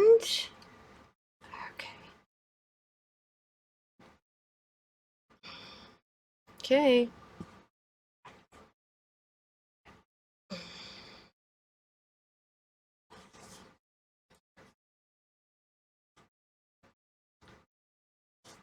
It's a snugger.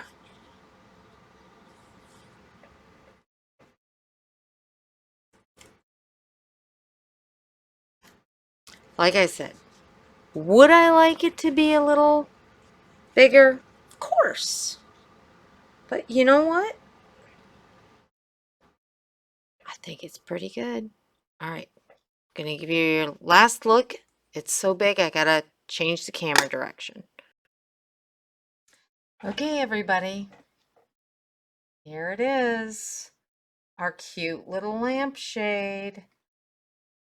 Okay, I hope that this video helps everybody out there who's would like to finish one of these, or if you're a finisher that wants to do something next level but you weren't quite sure how to do it.